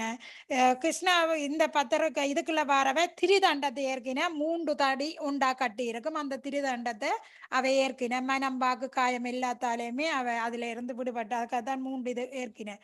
அப்ப மாயாவாத சன்னியாசி மாயாவாத தத்துவவாதிகள் இருந்து வேறுபட்டவர்கள் என்பதை உணர்த்துவதற்காக திரிதண்டி சுவாமிகள் என்று அல்லது இன்னும் தெளிவாக திரிதண்டி கோசுவாமிகள் என்று அழைக்கப்படுகின்றனர். திரிதண்டி என்றா 3 தடி, ஏகதண்டம் என்றா ஒன்றை ஏற்கின மாயாவாசியர்ல இருந்து வேறுபாட்டை காட்டுது. திரிதண்டம் கோசுவாமிகள் என்றால் புலன்களை வென்றவைகள் கோசுவாமிகள். இப்ப கோஸ்வாமி என்ற பெயர் வந்தாலே தங்களோட புலன்களை வென்றுவின. புலன்களுக்கு அடிமை இல்லை. புலன்களுக்கு அடிமையானவர்கள் என்ன? கோதாசர்கள். புலன்களுக்கு அடிமையாக இருக்கிற கோதாசர்கள் என்று சொல்றது. அப்ப ஏகதண்டி சுவாமிகள் பெரும்பாலும் இமயமலையில் தான் காணப்படுகின்றனர். ஆனால் வைஷ்ணவ சன்னியாசிகள் பிருந்தாவனம் பூரி இப்படியான இடங்கள்ல வாழ்றதுக்கு தான் அவ விரும்பின. இப்ப திருராண மகராசன் தீரனின் நிலையை அவர் அடைஞ்சிட்டார். விதுரற்ற உபதேசத்தை பெற்று அவர் அந்த நிலைக்கு அவர் உயர்ந்துட்டார். அப்ப அதாலே அவர் இந்த வீட்டை எல்லாத்தையும் துறந்து அவர் விழிக்கிற இது அடுத்ததை பார்ப்போம். நளினி மாதாஜி 31. அவர் இமாலயத்துக்கு போனவரியா? அவர் இமாலயத்துக்கு அவர் ஏகதண்டத்தை ஏற்கல, தடியே அவர் என்ன ஏற்கல. இதுல அந்த மாயாவாதிகள் 2 விதத்தை சொல்லப்படுது. அவர் அந்த தண்டத்தை ஏற்கல. இப்ப அவர்கிட்ட விளக்கம் இன்னும் கூட வரும் பாருங்க. குளமாம கேளுங்க. 31 அஜாத சத்ரு கிருத மைத்ரோ ஹீதாக்னிர் விப்ரான் நத்வா திலகோஸ்மு பூமி ருக்மை கிருஹம் பிரவிஷ்டோ குரு வந்தனாய ந சபஸ்யத் பிதௌ பிதௌ பிதௌ சௌபலீம் ச. ஒரு நிமிஷமா என்ன கமலா மாதாஜி இப்ப இதுல கொடுத்தது இவன் சன்னியாசியில 2 விதம் இருக்குன்னு இந்த கடைசி பந்தியில கொடுத்தது. அவர் ஏற்றது வானப்பிரத்தம். அவர் காட்டுக்கு போறார். அவரோட மனைவி போறதுக்கு அங்க இல விட்டு இருக்கு. காட்டுக்கு வானப்பிரத்தம் போயிருந்து மனைவி அங்க உதவி செய்து சமைச்சு அதெல்லாம் கொடுத்து செய்யறதுக்கு உதவி இருக்கு. இந்த சன்னியாசி ஏற்கிறவைக்கு மனைவி ஒண்ணுக்கும் போறதுக்கு அங்க அனுமதி இல்ல. மாயாவாதிகள் ஏகதண்ட இதை ஏற்கின, வைஷ்ணவர்கள் திரிதண்ட சன்னியாசி அவரின. அந்த 2 சன்னியாசின் வித்தியாசம் இல்ல சொல்லப்பட்டது. மற்றது ஏகதண்டத்தை ஏற்கிறவ இமாலயாவுக்கு போகின மாயாவாதிகள், திரிதண்டத்தை ஏற்கிறவ பிருந்தாவனம் ஜெயநாத்பூரி பக்கம் போயின. இவர் வானப்பிரஸ்த இதுல இருக்கிறார். இவர் இந்த சன்னியாசி அவர் இல்லை. இது சன்னியாசி விளக்கம் தான் 2வது பந்திக்கு வருது.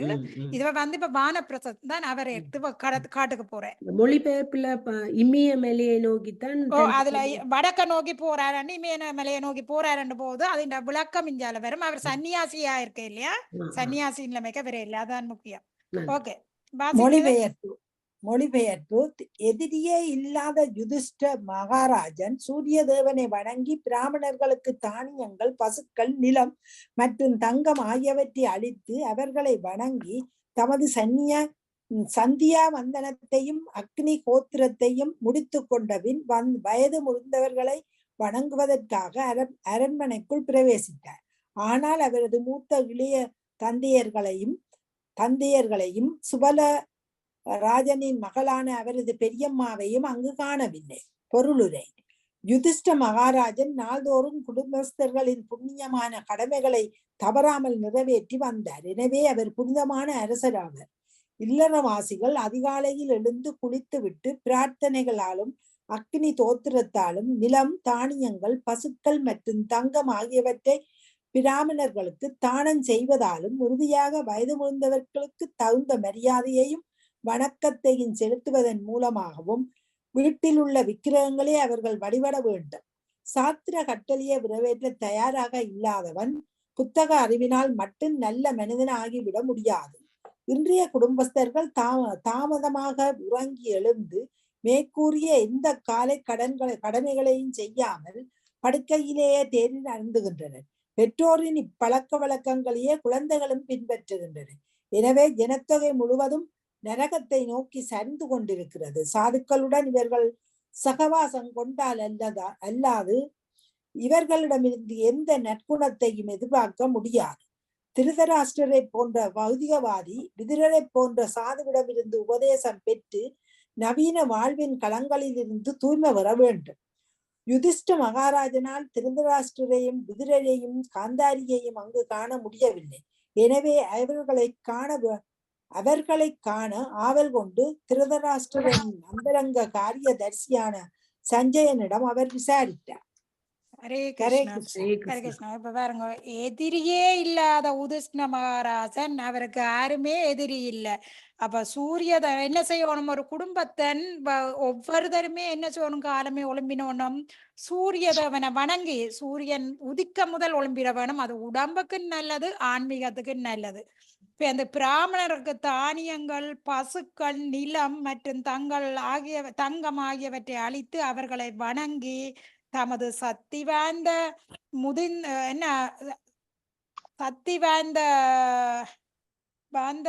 வாய்ந்ததான அக்னி கோத்திரத்தை முடித்து சந்தியாவந்தனத்தை முடித்து அக்னி கோத்திரத்தை முடித்து கொண்ட பின் வயது முதிர்ந்தவர்களை வணங்குவதற்காக அரண்மனைக்குள் பிரவேசித்தார். ஆனால் அவரது மூத்த இளைய தந்தையர்களை சுபாலராசனின் மகளான அவர் பெரியம்மாவையும் அங்கு காணவில்லை. பாருங்க, இந்த செய்ய வேண்டிய கடமைகளை எல்லாத்தையும் செய்துட்டு பிறகு பெரியவர்களை போய் ஒவ்வொரு நாளும் யுதிஷ்ட மகாராஜா அவைகளை போய் வணங்கி மரியாதை அவைக்கு கொடுத்து அவைகளை கவனிச்சுத்தான் இவற்றை அரச வேலையில பதவியில இருப்பாரு யுதிஷ்ட மகாராஜா. ஆனா ஆண்டு காலமே அவர் எல்லா கடமைகளையும் கால கடன்களை முடிச்சுட்டு அங்க ஒளிமி போற அவர்கள் இல்லை, அந்த இடத்துல அவை இல்லை. அப்ப அங்கால என்ன பேரும் நம்மளுக்கு அங்க கவலையா இருக்கும் அதை வாசிக்க. அப்ப யுதிஷ்ட மகாராஜன் நாள்தோறும் குடும்பத்தர்களின் புண்ணியமான கடமைகளை தவறாமல் நிறைவேற்றி வந்தார். ஏன், ஒரு மன்னர் செய்தாத்தான் நாடு செழிப்பா இருக்கும், மக்கள் செழிப்பாக இருப்பினே மக்களும் அதை பின்பற்றுவார்கள். அப்ப மன்னர் அதன்படி செய்கிறார். அப்ப எனவே அவர் புனிதமான அரசர் ஆவார். ஒரு புனிதமான அரசர் ஆண்டாரன்னா நாட்டில பஞ்சமோ கொள்ள நோயோ கொள்ளையரோ கொடுமைகளோ அந்த நாட்டில இருக்காது. அப்ப இல்லறவாசிகள் அதிகாலையில் எழுந்து குளித்து விட்டு பிரார்த்தனைகளாலும் அக்னி கோத்திரத்தாலும் நிலம், தானியங்கள், பசுக்கள் மற்றும் தங்கம் ஆகியவற்றை பிராமணர்களுக்கு தானம் செய்வதாலும் பாருங்கோ இறுதியாக வயது முதிர்ந்தவர்களுக்கு தகுந்த மரியாதையும் வணக்கத்தையும் செலுத்துவதன் மூலமாகவும் வீட்டில் உள்ள விக்கிரகங்களை அவர் வழிபட வேண்டும். வீட்டுல பகவான் விக்கிரகத்தை வச்சிருக்கணும், பிராமணர்களுக்கு தானம் கொடுக்கணும். பிராமணர்கள் வேலைக்கு போக தேவையில்லை. இந்த சத்திரியர்கள், நாட்டை ஆள்ற அரசர்கள் அவைக்கு கொடுக்குற தான தர்மங்களை வச்சுதான் அவை வாழ்ந்து கொண்டு பிராமணர்கள் அறிவை கொடுக்கிறது, வேத ஞானத்தை கொடுக்கிறது. முந்தின அரசர்மார்கள் பிராமணர்கிட்ட அந்த அறிவை பெற்றுத்தான் நாட்டை ஆண்டு வந்தவன். இப்ப யார்கிட்ட இருந்து நான் அறிவை பெறேன், சூத்திரனுக்கு அறிவு கொடுக்க முடியுமா, குருடனுக்கு வழிகாட்ட முடியுமா? அப்படியா நாட்டில இருக்கிறதாலதான் நாட்டில இவ்வளவு பிரச்சனை நடந்து கொண்டிருக்குது. அப்ப இறுதியாக வயது முந்தவர்களுக்கு தகுந்த மரியாதையும் வணக்கத்தையும் செலுத்துவதன் மூலமாகவும் வீட்டில் உள்ள விக்கிரகங்களை அவர்கள் வழிபட வேண்டும். அப்ப இப்ப என்ன செய்யணும், வயது வந்தவர்களை கொண்ட வயது இல்லத்துல விடுறது அல்லது வீட்டுல தனியா விடுறது, அதற்கு மதிப்பு கொடுக்குறே இல்லை, மரியாதை கொடுக்குறே இல்லை. இவை வயது போனவை தானே என்று நினைக்கிறது. இது வயது போனது சில பேர் சொல்லுவீங்கன்னா பழைய ரைக்கோட் மாதிரி இது காய்ச்சி கொண்டிருக்கு காதை கொடுத்துட்டு விழாதுகள். அப்ப புத்தக அறிவினால் மட்டும் நல்ல மனிதன் ஆகிவிட முடியாது. தனியா நான் புத்தகம் எல்லாம் படிக்கிறேன் நல்ல அறிவு எங்களுக்கு கிடைக்குமா? கிடைக்காது. அப்ப இன்றைய குடும்பத்தர்கள் தாமதமாக உறங்கி எழுந்து இரவு 12 மணி மட்டும் மொபைலை பார்க்கறது, அல்ல அருணோட கதைக்கிறது, அல்ல டிவியை நோண்டி கொண்டு பார்த்து கொண்டிருக்கிறது. பேருந்து இப்ப அப்படியே கிடந்து போட்டு விடிய பேருந்து நான் ஒழும்புறது, அடுத்த நாள் சூரியன் ஒழும்பி மறைஞ்சாப்புற ஒழும்புங்கள், அல்ல மத்தியானம் ஒழும்புங்கள், இரவில நேரம் சென்று விட்ட வரைக்கும் இதுகளோடையே பேய பிசாசு கூடி வந்துடும். இதுகளின் மனத்துல நல்லது இருக்காது. இரவு நேரத்துல அதுகளுக்கு குழப்பமா இருக்கும். அதே குழப்பத்தோட அடுத்த நாள் ஒழும்பினா அது ஆக குழப்பமா இருக்கும். அப்ப பிசாசு பிடிச்சல் மாதிரியே இதுகள் இருக்குங்கள். அப்போ ஒரு கிருகந்தன் வல்லனத்தோட ஒலிம்பி கால கடன்களை முடிச்சு பெரிய வைக்க மாதிரியா கொடுத்து விக்கிரங்களை வழிபாட்டு தண்ட அன்றாட வேலையை செய்து கொண்டு கேட்க ஆயுளும் நல்லா இருக்கும், மனசும் சுத்தமா இருக்கும், மகிழ்ச்சியும் கிடைக்கும். அப்ப மேற்கூறிய எந்த கால கடமைகளையும் செய்யாமல் படுக்கையிலேயே தேநீர் அருந்துகின்றனர். அது உண்மையா இல்லையா? பெட் கோப்பி கோப்பி குடிக்கலையா? அது நாகரிகமே இல்லை. பல்ல திட்டுறையில முகங்கழுகுறையில பெட்டில ஒரு கோப்பி கொடுக்கணும். பெட்டில நல்லா அடி போடணும் பல்லன்கள் உண்பாதாக்களுக்கு இல்லையா? அப்ப இந்த பழக்கத்தை தாய் தந்தை யாருக்கு பழக்கின? பிள்ளைகளுக்கும் பழக்கின. பிள்ளைகளும் அதே செய்யுது. அப்ப இதெல்லாம் வசதி கூடினத்தால இது செய்யாடிக்கு நாகரிகம் இல்லாம போகுது. அப்ப பாருங்க, எனவே ஜனத்தொகை முழுவதும் நரகத்தை நோக்கி சரிந்து கொண்டிருக்கிறது. கடவுள் நம்பிக்கை இல்லாத ஒரு சமூகம் உருவாகுது, நரகத்தை நோக்கி போய்கொண்டிருக்கிறது. அப்ப சாதுக்களுடன் இவர்கள் சகவாசம் கொண்டால் அல்லாது இவர்களிடமிருந்து எந்த நற்குணத்தையும் எதிர்பார்க்க முடியாது. இப்ப திருராட்னர் வந்து ஒரு பௌதிகவாதி. ஆனா அந்த பௌதிகவாதிக்கு இந்த நற்குணத்தை இப்ப அளிச்சதார் விதுர மகாத்மா. விதுரரால ஒரு சாதுவால கிடைச்சதுதான் இந்த அதிர்ஷ்டம். அப்ப உதிஷ்ண மகராசனால் திருராட்னரையும் விதுரரையும் காந்தாரியம் அங்கு காண முடியவில்லை. எனவே அவர்களை காண ஆவல் கொண்டு திருராட்னன் யார்கிட்ட விசாரிக்கிறார்? யார் அவற்ற காரியதரிசி திருராட்னற்ற உதிஷ்ணர் கேட்கிறார். போயிட்டு சஞ்சயனுட்டு அவர் வினாகுறார். இப்ப இதுல வாசிக்காம இருந்த சசி மாதாஜி இத சர்க்குண மாதாஜிட்ட கொடுங்க. சர்க்குண மாதாஜி ஸ்கிரீனை பார்த்து வாசிக்க. கரீஷ்ணா சர்க்குண மாதாஜி ஸ்கிரீன்ல பாருங்க, வாசிக்க மீட் பண்ணி இருக்கிறாங்க. 32 சத்ரா சஞ்சயம் சத்ரஜங் சஞ்ஞனம் ஆலியனம் சத்ர சஞ்சயம் ஆலினம் பிரவச்சோத்விகனமானாய காவல்கனேக்வா நஸ்தோ விருதோ கீவினாஸ் சா நேத்ரயோ. மொழிபெயர்ப்பு. மகாராஜன் அங்கு அமர்ந்திருந்த சயந்தனை நோக்கி திரும்பி கவலையிடம் வினாவினார். சஞ்சயனை நோக்கி கவலையிடம் வினாவினார். ஓ சஞ்சயா, வயது முதிர்ந்தவரும் குருடருமான உன் பெரியப்பா எங்கே? நம் பெரியப்பா எங்கே? இப்ப உதிஷ்ண மகாராஜன் பெரியப்பா தான் திருராட்னர். அப்ப உதிஷ்ண மகாராஜன் சஞ்சயனை கேட்கிறார், அவை எங்க காணையில் என்று கவலையுடன் கேட்கிறார். அது மட்டுமில்லை, அவை வயது முதிர்ந்தவர், கண் தெரியாதவர் பெரியப்பாக்கு என்ன நடந்ததோ எங்கே என்றதை அவர் விசாரிக்கிறார். ஓகே, சசிமாதாச்சி 33. ஓகே. அம்பா சகாத புத்திராத்த பித்ருவ்யக கதா சுக்ருத் அபிமை அக்ருத பிரக்னே கதா பந்துக சாபார்ஜாய அம்ஸ்யமனாக சமலம் கங்காயம் துகிதோ பதத். மொழிபெயர்ப்பு. என் நலனின் அக்கறை கொண்டிருந்த சிற்றப்பா விதுரனின் மகனின் மரணத்தினால் பெருந்துன்பத்திற்கு உள்ளாகி இருந்த பெரியம்மா காந்தாரியும் எங்கே? என் பெரியப்பாவான திருஷ்ணர் அவரது எல்லா மகன்களும் பேரன்களும் மரணமடைந்ததால் அதிக வருத்தத்திற்கு உள்ளாகி இருந்தார். நான் மனதிற்கு பிடிக்காதவன் ஆகிவிட்டேன் என்பதில் சந்தேகமில்லை. எனவே என் குற்றங்களை பெரிதாக எடுத்துக்கொண்டு மனைவியுடன் அவரது கங்கையில் மூழ்கினாரா? பொருளுரை. பாண்டவர்கள், குறிப்பாக யுதிஷ்ட மகாராஜனின் அர்ஜுனனும் குருசேத்திர போரின் பின் விளைவுகளை எண்ணி பார்த்தால் போரை நிறைவேற்ற தயங்கினர். பகவானின் விருப்பப்படியே யுத்தம் நிறைவேறியது. ஆனால் முன்பு அவர்கள் நினைத்ததை போல் குடும்பத்தில் இப்பொழுது பாதிப்பு ஏற்பட்டு விட்டது. திரிஷ்டர் திருராட்னர் திருதராஷ்டிரர் திருதராஷ்டிரர் மற்றும் காந்தாரி ஆகியோரின் மோசமான நிலையை பற்றி யுதிஷ்டர் உணர்ந்திருந்தார். எனவே அவர்களது வயதான பருவத்தில் துக்கம் மேலிட்ட நிலையிலும் அவர்களை நன்கு கவனித்துக் கொண்டார். ஆகவே அரண்மனையில் அவர்களை காணாத போது இயல்பாகவே அவருக்கு சந்தேகம்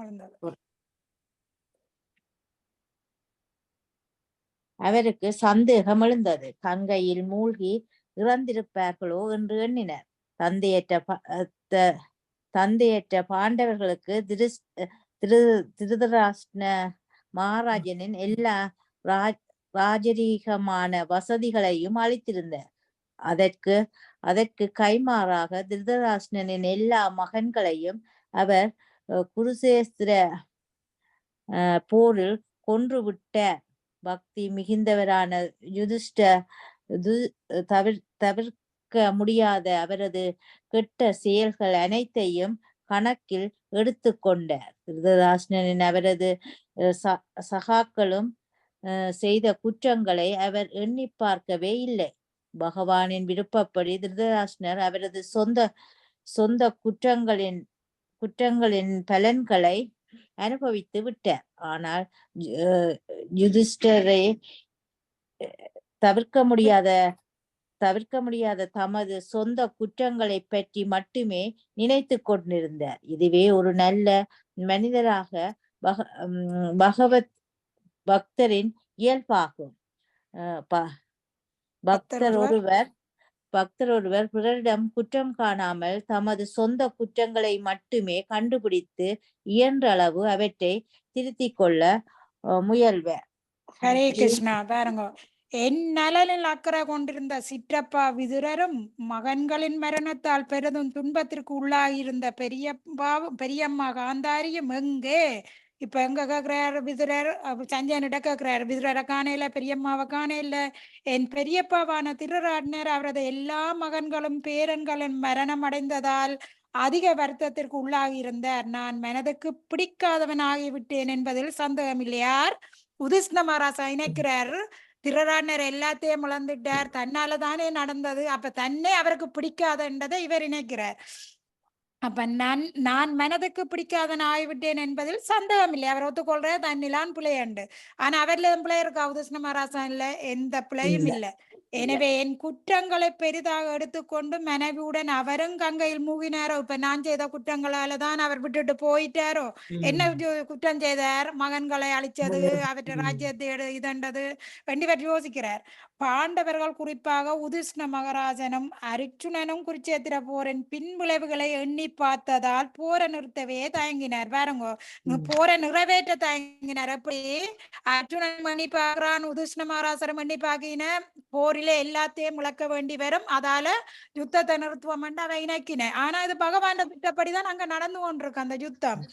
ஆனா பகவானின் விருப்பப்படியே யுத்தம் நிறைவேறியது. ஆனால் முன்பு அவர்கள் நினைத்ததை போலவே குடும்பத்தில் இப்பொழுது பாதிப்பு ஏற்பட்டு விட்டது. யார் நினைச்சது போல? யுதிஷ்ண மகாராஜாவும் அர்ஜுனனும் நினைச்ச மாதிரி. அப்ப திருராட்னர் மற்றும் காந்தாரி ஆகியோரின் மோசமான நிலைமையை பற்றி யுதிஷ்ணர் உணர்ந்தார். எனவே அவர்களது வயதான பருவத்தில் துக்கம் மேலிட்ட நிலையிலும் அவர்கள் நன்கு கவனித்துக் கொண்டார். யார பாருங்க, திருராட்னருக்கு பிள்ளைகள் இல்லை, எல்லாத்தையும் இழந்துட்டு வயது போனரம். ஆனா யுதிஷ்ண மகாராஜர் எல்லாமே அவைக்கு நல்ல வடிவத்தான் பார்த்து கொண்டிருக்கிறார். இவற்றை பாதுகாப்புல இப்ப இருக்கேக்க. அப்ப ஆகவே அரண்மனையில் அவர்களை காணாத போது இயல்பாக அவருக்கு சந்தேகம் எழுந்தது. அப்ப இவர் ஒவ்வொரு நாளும் இவைய பார்த்து இவர்கிட்ட வணக்கம் செலுத்த வாரார் காலமேலே. அப்ப அவை அங்க இல்ல. அப்ப அவர் என்ன செய்யறார்? கங்கையில் மூழ்கி இறந்திருப்பார்களோ என்று எண்ணுகிறார் யுதிஷ்ண மகாராஜா. எங்க போயிருப்பின, கங்கையில மூழ்கிட்டு நீ உண்டு. அப்ப தந்தையற்ற பாண்டவர்களுக்கு திருராட்ன மகாராஜன் எல்லா ராஜரீகமான வசதிகளையும் அளித்திருந்தார். சின்ன பிள்ளையில இருந்து இவ அவன் பாதுகாப்புல நான் இருக்கிறேன். பீஷ்மர் பாதுகாக்கிறார், இவ திருராட்ன பாதுகாப்புல இருக்கிறார். அதற்கு கைமாறாக திருராண்ணன் எல்லா மனுங்களையும் அவர் குருட்சேத்திர போரில் கொண்டு விட்டார். பாருங்க எப்படி இணைக்கிறார் உதிஷ்ண மகாராசா. உதிஷ்ண மகாராசாக்கள் சின்ன பிள்ளையில இருக்கேக்க தந்தை இழந்திருக்கேக்க அங்க வடிவா கவனிச்சே பார்க்க இல்ல. குந்தி மகாராணி நடுக விதுரருக்கு பீஷ்மருக்கு எல்லாம் சொல்லி அழுவா. ஆனாலும் உதிஷ்ண மகாராசா என்ன நினைக்கிறார், தங்களுக்கு தந்தை இல்லாத நேரம் தங்களை அவர் வடிவா பார்த்து கொண்டிருந்தார். ஆனா அவற்றை பிள்ளைகளை எல்லாம் குருட்சேத்திரத்துல நாங்கள் கொண்டுட்டோம் என்று கவலைப்படுறார் உதிஷ்ண மகாராசா. அப்ப பக்தி மிகுந்தவரான உதிஷ்ணர் தவிர்க்க முடியாத அவரது கெட்ட செயல்கள் அனைத்தையும் கணக்கில் எடுத்துக்கொண்டார். பாருங்க, அவர் எல்லாம் என்னிலதான் புலை என்ற அதை எடுத்துக்கொள்றார். என்னத்தால? பக்தியின் நேர்மையும் இருக்குது. அவர் ஒரு நாளும் பொய் சொன்னது கிடையாது. அப்ப எல்லாமே தண்ணில போட்டு கவலைப்படுறார். அப்ப திருராண்ணரும் அவரது சகாக்களும் செய்த குற்றங்களை அவர் எண்ணி பார்க்கவே இல்லை. பாருங்க, எங்களை போல அப்படியே நாங்கள் என்ன செய்வோம், எங்கள் 1000 குற்றம் இருந்தாலும் மற்ற வேலைதான் குற்றத்தை போட்டு எங்களுக்கு பழக்கம். ஆனா இங்க உதிஷ்ண மகாராசாவில எந்த குற்றமுமே இல்லை. அவர் எல்லாத்தையும் தன் குற்றமா இணைச்சு கவலைப்பட்டு கொண்டிருக்கிறார். அப்ப பகவானின் விருப்பப்படி திருராண்ணர் அவரது சொந்த குற்றங்களின் பலங்களை அனுபவித்து விட்டார். இப்ப திருராண்ணர் இந்த அனுபவிச்சது ஆற்ற விருப்பப்படி, பகவான் விருப்பப்படி. இது உதிஷ்ண ராசட்ட இதுல எதுவுமே இல்லை. அவர் அது சொந்த குற்றங்களின் பலங்களை அனுபவித்து விட்டார். ஆனால் உதிஷ்ணரோ தவிர்க்க முடியாத தமது சொந்த குற்றங்களை பற்றி மட்டுமே நினைத்து கொண்டிருந்தார். இதுவே ஒரு நல்ல மனிதரான பகவத பக்தரின் இயல்பாகும். பக்தர் ஒருவர் பிறரிடம் குற்றம் காணாமல் தமது சொந்த குற்றங்களை மட்டும் கண்டுபிடித்து இயன்ற அளவு அவற்றை திருத்தி கொள்ள முயல்வோம். அதான் சொல்றேன், என்னன்னா மற்ற வேலை குற்றம் கண்டமெண்டா குற்றமே கண்டு கொண்டிருப்போம்.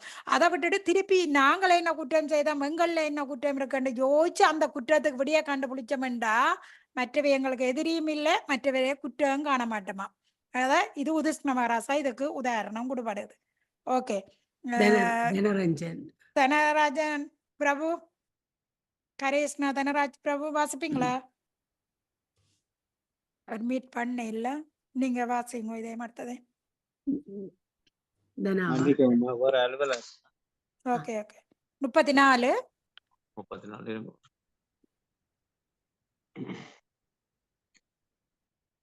உங்களுக்கு நான் அனுப்பி இருக்கிறேன் பாருங்க. தானா இப்ப அனுப்பி பார்க்கிறேன்.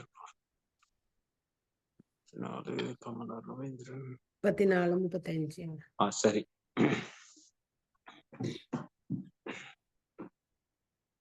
மொழிபெயர்ப்பு இல்ல சுலோகம் வாசிக்கலும்டா வாசிங்க இல்லாட்டி வாசி.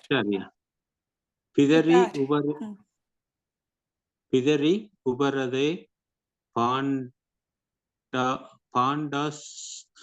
சர்வான் நஹீஸ்ருத சிஹூன் அரஷதாம் விவ்யசனத பித்ருவ்ய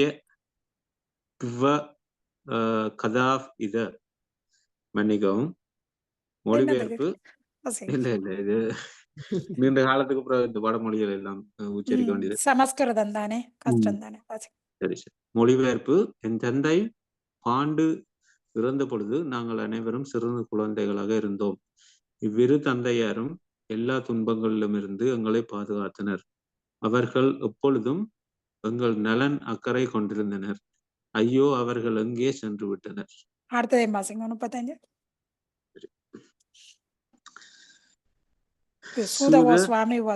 சூத உவாச கிருபயாஸ் நேஹ வைக்லவ்யாத் சுதோ விரஹ கர்சித ஆத்மேஸ்வரம் அஹஷானோ நப் ரத்யாஹாதி பீடித.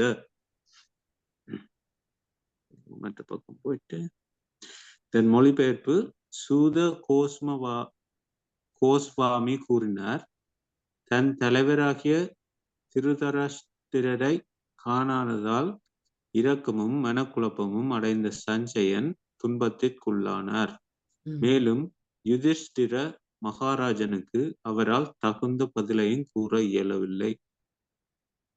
பொருளுரை: சஞ்சயன் நீண்ட காலமாக திருதராஷ்டிர மகாராஜனின் அந்தரங்க காரியதரிசியாக இருந்தவர். இதனால் திருதராஷ்டிரரின் வாழ்க்கை சரித்திரத்தை நன்கு அறியும் வாய்ப்பு அவருக்கு எட்டியது. மேலும் இறுதியாக தனக்கு தெரியாமலே திருதராஷ்டிரர் வீட்டை விட்டு வெளியேறிவிட்டார் என்பதை அறிந்ததும் அவரது மன வருத்தம் எல்லையை மீறியது. திருதராஷ்டிரரிடம் அவர் மிகவும் இரக்கம் கொண்டார். ஏனெனில் குருட்சேத்திர யுத்தத்தில் அவர் மக்கள், பணம் முதலான அனைத்தையும் இழந்தார். இறுதியில் அவரும் அவரது மனைவியும் பெரும் ஏமாற்றத்துடன் வீட்டையே விட்டு வெளியேற வேண்டியதாயிற்று. விதுரர் திருதராஷ்டிரரின் அகக்கண்களை திறந்ததால் அவர் இல்லமெனும் இருண்ட கிணற்றிலிருந்து வெளியேறி பெரும் உற்சாகத்துடன் உயர்ந்த வாழ்வை நோக்கி புறப்பட்டு விட்டார் என்பது சஞ்சயனுக்கு தெரியாது. எனவேதான் சஞ்சயன் தன் மனதிற்குட்பட்டவாறு சூழ்நிலை இன்னதென்று முடிவு செய்தார். தற்போதைய வாழ்வை துறக்க பின் கிடைக்கும் உயர்ந்த வாழ்வில் ஒருவர் பூரண நம்பிக்கை கொண்டிருக்க வேண்டும். இல்லையெனில் செயற்கையான உடையாலோ அல்லது வீட்டை விட்டு வெளியேறி இருப்பதாலோ ஒருவரால் துறவு வாழ்வில் நீடித்திருக்க முடியாது. ஹரே கிருஷ்ணா, ஹரே கிருஷ்ணா. இப்ப இதுல 34 என்ன, அங்க பாண்டு இறந்த பொழுது நாங்கள் அனைவரும் சிறு குழந்தைகளா இருக்கிறேன். அப்ப விதுரரால திருராட்னர் இவியலால தான் அவர் பாதுகாக்கப்பட்டிருந்தார். அப்ப இப்ப அவர் இல்லை என்று சொல்லிக்க அப்ப எப்படி இருக்கும்? அவைக்கு பிள்ளைகளும் இல்லை, வயது போனேரம், கண்ணும் தெரியாது. அப்ப இவற்றை பாதுகாப்புல தான் இப்ப இருக்கிறேன். அப்ப பெரியப்பாவை ஒவ்வொரு காலமே பேர் வணங்கி ஆசீர்வாதம் கேட்டுதான் இவற்றை வேலையே வாங்குறாரு. அப்ப இல்லை அவர் கவலைப்படுறாரு. இப்ப அடுத்ததுல சுவதேவ கோஸ்வாமி சொல்றாரு என்னண்டு, சுவதேவ கோஸ்வாமி கூறினார், தன் தலைவராகிய திருராட்னரை காணாததால் இரக்கமும் மனக்குழம்பையும் அடைந்த சஞ்சயன் துன்பத்துக்குள்ளானார். சஞ்சயன் இந்த காரியதரிசியா இருக்கிறார் திருராட்னருக்கு. அப்ப எல்லா அலுவலர்களுமே அவருக்கு தெரியும். ஆனா இப்ப அவர் வெளிக்கிட்டு போனது இவருக்கு தெரியாது. அப்ப நீண்ட காலமா ஒரு ஆளுக்கு வேலை செய்து கொண்டு வந்து அவர் அங்க இல்லைன்னு சொன்னா அவருக்கு கவலையா இருக்கு. அப்ப அவர் கவலைப்படுறார். அப்ப மேலும் உதிஷ்ண மகாராசனுக்கு அவரால் தகுந்த பதிலையும் கூற முடியவில்லை. எங்க திருராட்னர் போனார் என்ற பதில உதிஷ்ணருக்கு கொடுக்க முடியுதில்லை. அப்ப சஞ்சயன் நீண்ட காலமாக திருராட்ன மகாராசனின் அந்தரங்க காரியதரிசியாக இருந்தவர். இதனால் திருராட்னரின் வாழ்க்கையில் சரித்திரத்தை நன்கு அறியும் வாய்ப்பு அவருக்கு ஏற்பட்டது. ஏன் அவர் கண் தெரியாம இருக்கிறார், அவரோடையே நெடுக தொடர்ந்தபடியே இருக்க அவற்றை எல்லாமே இவருக்கு தெரியும். அப்ப இறுதியாக தனக்கு தெரியாமலே திருராட்னர் வீட்டை விட்டு வெளியேறி விட்டார் என்பதை அறிந்து அவரும் மனவருத்தம் எல்லை மீறுகிறது. யாருக்கு? சஞ்சயனுக்கு எல்லை மீறுது. அப்ப திருராட்னரிடம் அவர் மிகவும் இரக்கம் கொண்டவர். ஏனெனில் குருட்சேத்திர யுத்தத்தில் அவர் பணம், பிள்ளைகள், நாடு எல்லாமே இழந்துட்டார். அப்ப இறுதியில் அவருக்கு மனைவியும் பெரும் ஏமாற்றத்துடன் வீட்டை விட்டு வெளியேறுவார். அவர் அது மனைவியும் எல்லாத்தையும் விட்டு ஏமாற்றத்துடன் வெளியேறினதாயிற்று. விதுரர் திருராட்னரின் அகக்கண்களை துறந்தார். எப்படி மனிதன் எப்படி வாழ வேணும், மற்ற ஒரு கணக்கு வந்துட்டா பெற்ற நிலையில இருக்கணும், நாங்க நாட்டை துறக்கணும், வீட்டை துறக்கணும் என்ற அந்த எல்லா ஞானத்தையுமே கொடுக்குறார் விதுரர். அதால எங்களுடைய அகக்கண்ணை துறக்கிறார். இப்ப திருராட்னருடைய அகக்கண்ணை துறந்தார். ஏன்னா அவர் எல்லாமே பௌதீகமான விஷயத்துலதான் மூழ்கி இருந்தவர் திருராட்னர். இப்ப அகக்கண்ணை துறந்துட்டார் விதுரர். அப்ப அவர் இல்லம் என்னும் இருண்ட கிணற்றிலிருந்து வெளியேறி பெரும் உற்சாகத்துடன் உயர்ந்த வாழ்வை நோக்கி புறப்பட்டு விட்டார் என்பது சஞ்சயனுக்கு தெரியாது. எனவேதான் சஞ்சயன் தன் மனத்துக்குட்பட்டவாறு சூழ்நிலை என்னவென்று முடிவு செய்தார். என்னவாக இருக்கும் என்று அவருக்கு தெரியுது இல்ல. அதாலே அவர் என்ன செய்யறன்னு தெரியாம இருக்கிறார். இப்ப பிரகலாத மகாராஜா சொல்றாரு, இந்த இல்லம் என்று வாழ்க்கை ஒரு பாலுங்கிணறு, அந்த பாலுங்கிணத்துல விழுந்துட்டா வெளியேற முடியாது. ஆனா அந்த பாலுங்கிணத்துல இருந்து இப்ப விதுரர் அவரை வெளியேற்றிட்டாரு திருராட்னரை. அப்ப முடிவு செய்த தற்போதைய வாழ்வை துறந்த பின் கிடைக்கும் உயர்ந்த வாழ்வில் ஒருவர் பூரண நம்பிக்கை கொண்டிருக்க வேண்டும். இல்லையெனில் செயற்கையான உடலாலேயோ அல்லது வீட்டை விட்டு வெளியேறி இருப்பதாலோ ஒருவரால் துறவர வாழ்வில் நீடித்திருக்க முடியாது. இப்ப நான் துறவர வாழ்வை மேற்கொள்றேன்னு செயற்கையான போயிருக்கிறதால ஒரு உயர்ந்த பலன் கிடைக்குமா? அவரை உடலை விட்டு பிறகு இங்கதான் இருப்பார். ஆனா இப்ப திருராட்னருக்கு என்ன உயர்ந்த ஒரு இது கிடைச்சிட்டு அவர் இந்த பௌதிகமானதை விட்டு உயர்ந்த பலனை அவர் அடைகிறார் திருராட்னர். அதுக்கு யாரால கிடைச்சது? விதுரரால. கமலா மாதாஜி 36, 37 வாசி. பிம்ஸ்ருஷ்யாஸ்ருணி பாணிவ்யாம் விஷ்டப்யாத்மானம் ஆத்மனா அஜாத சத்ரும் பிரத்யோஷோ பிரபோபாதவ் அனுஸ்மரன். மொழிபெயர்ப்பு. முதலில் அவர் மெதுவாக தம் மனதை புத்தியால் சமாதானப்படுத்தினார். பிறகு கண்ணீரை துடைத்து கொண்டு தன் தலைவரான திருதராஷ்டிரரின் பாதங்களை சிந்தித்தவாறு யுதிஷ்டிர மகாராஜனுக்கு பதிலளிக்க துவங்கினார். பதம் 37.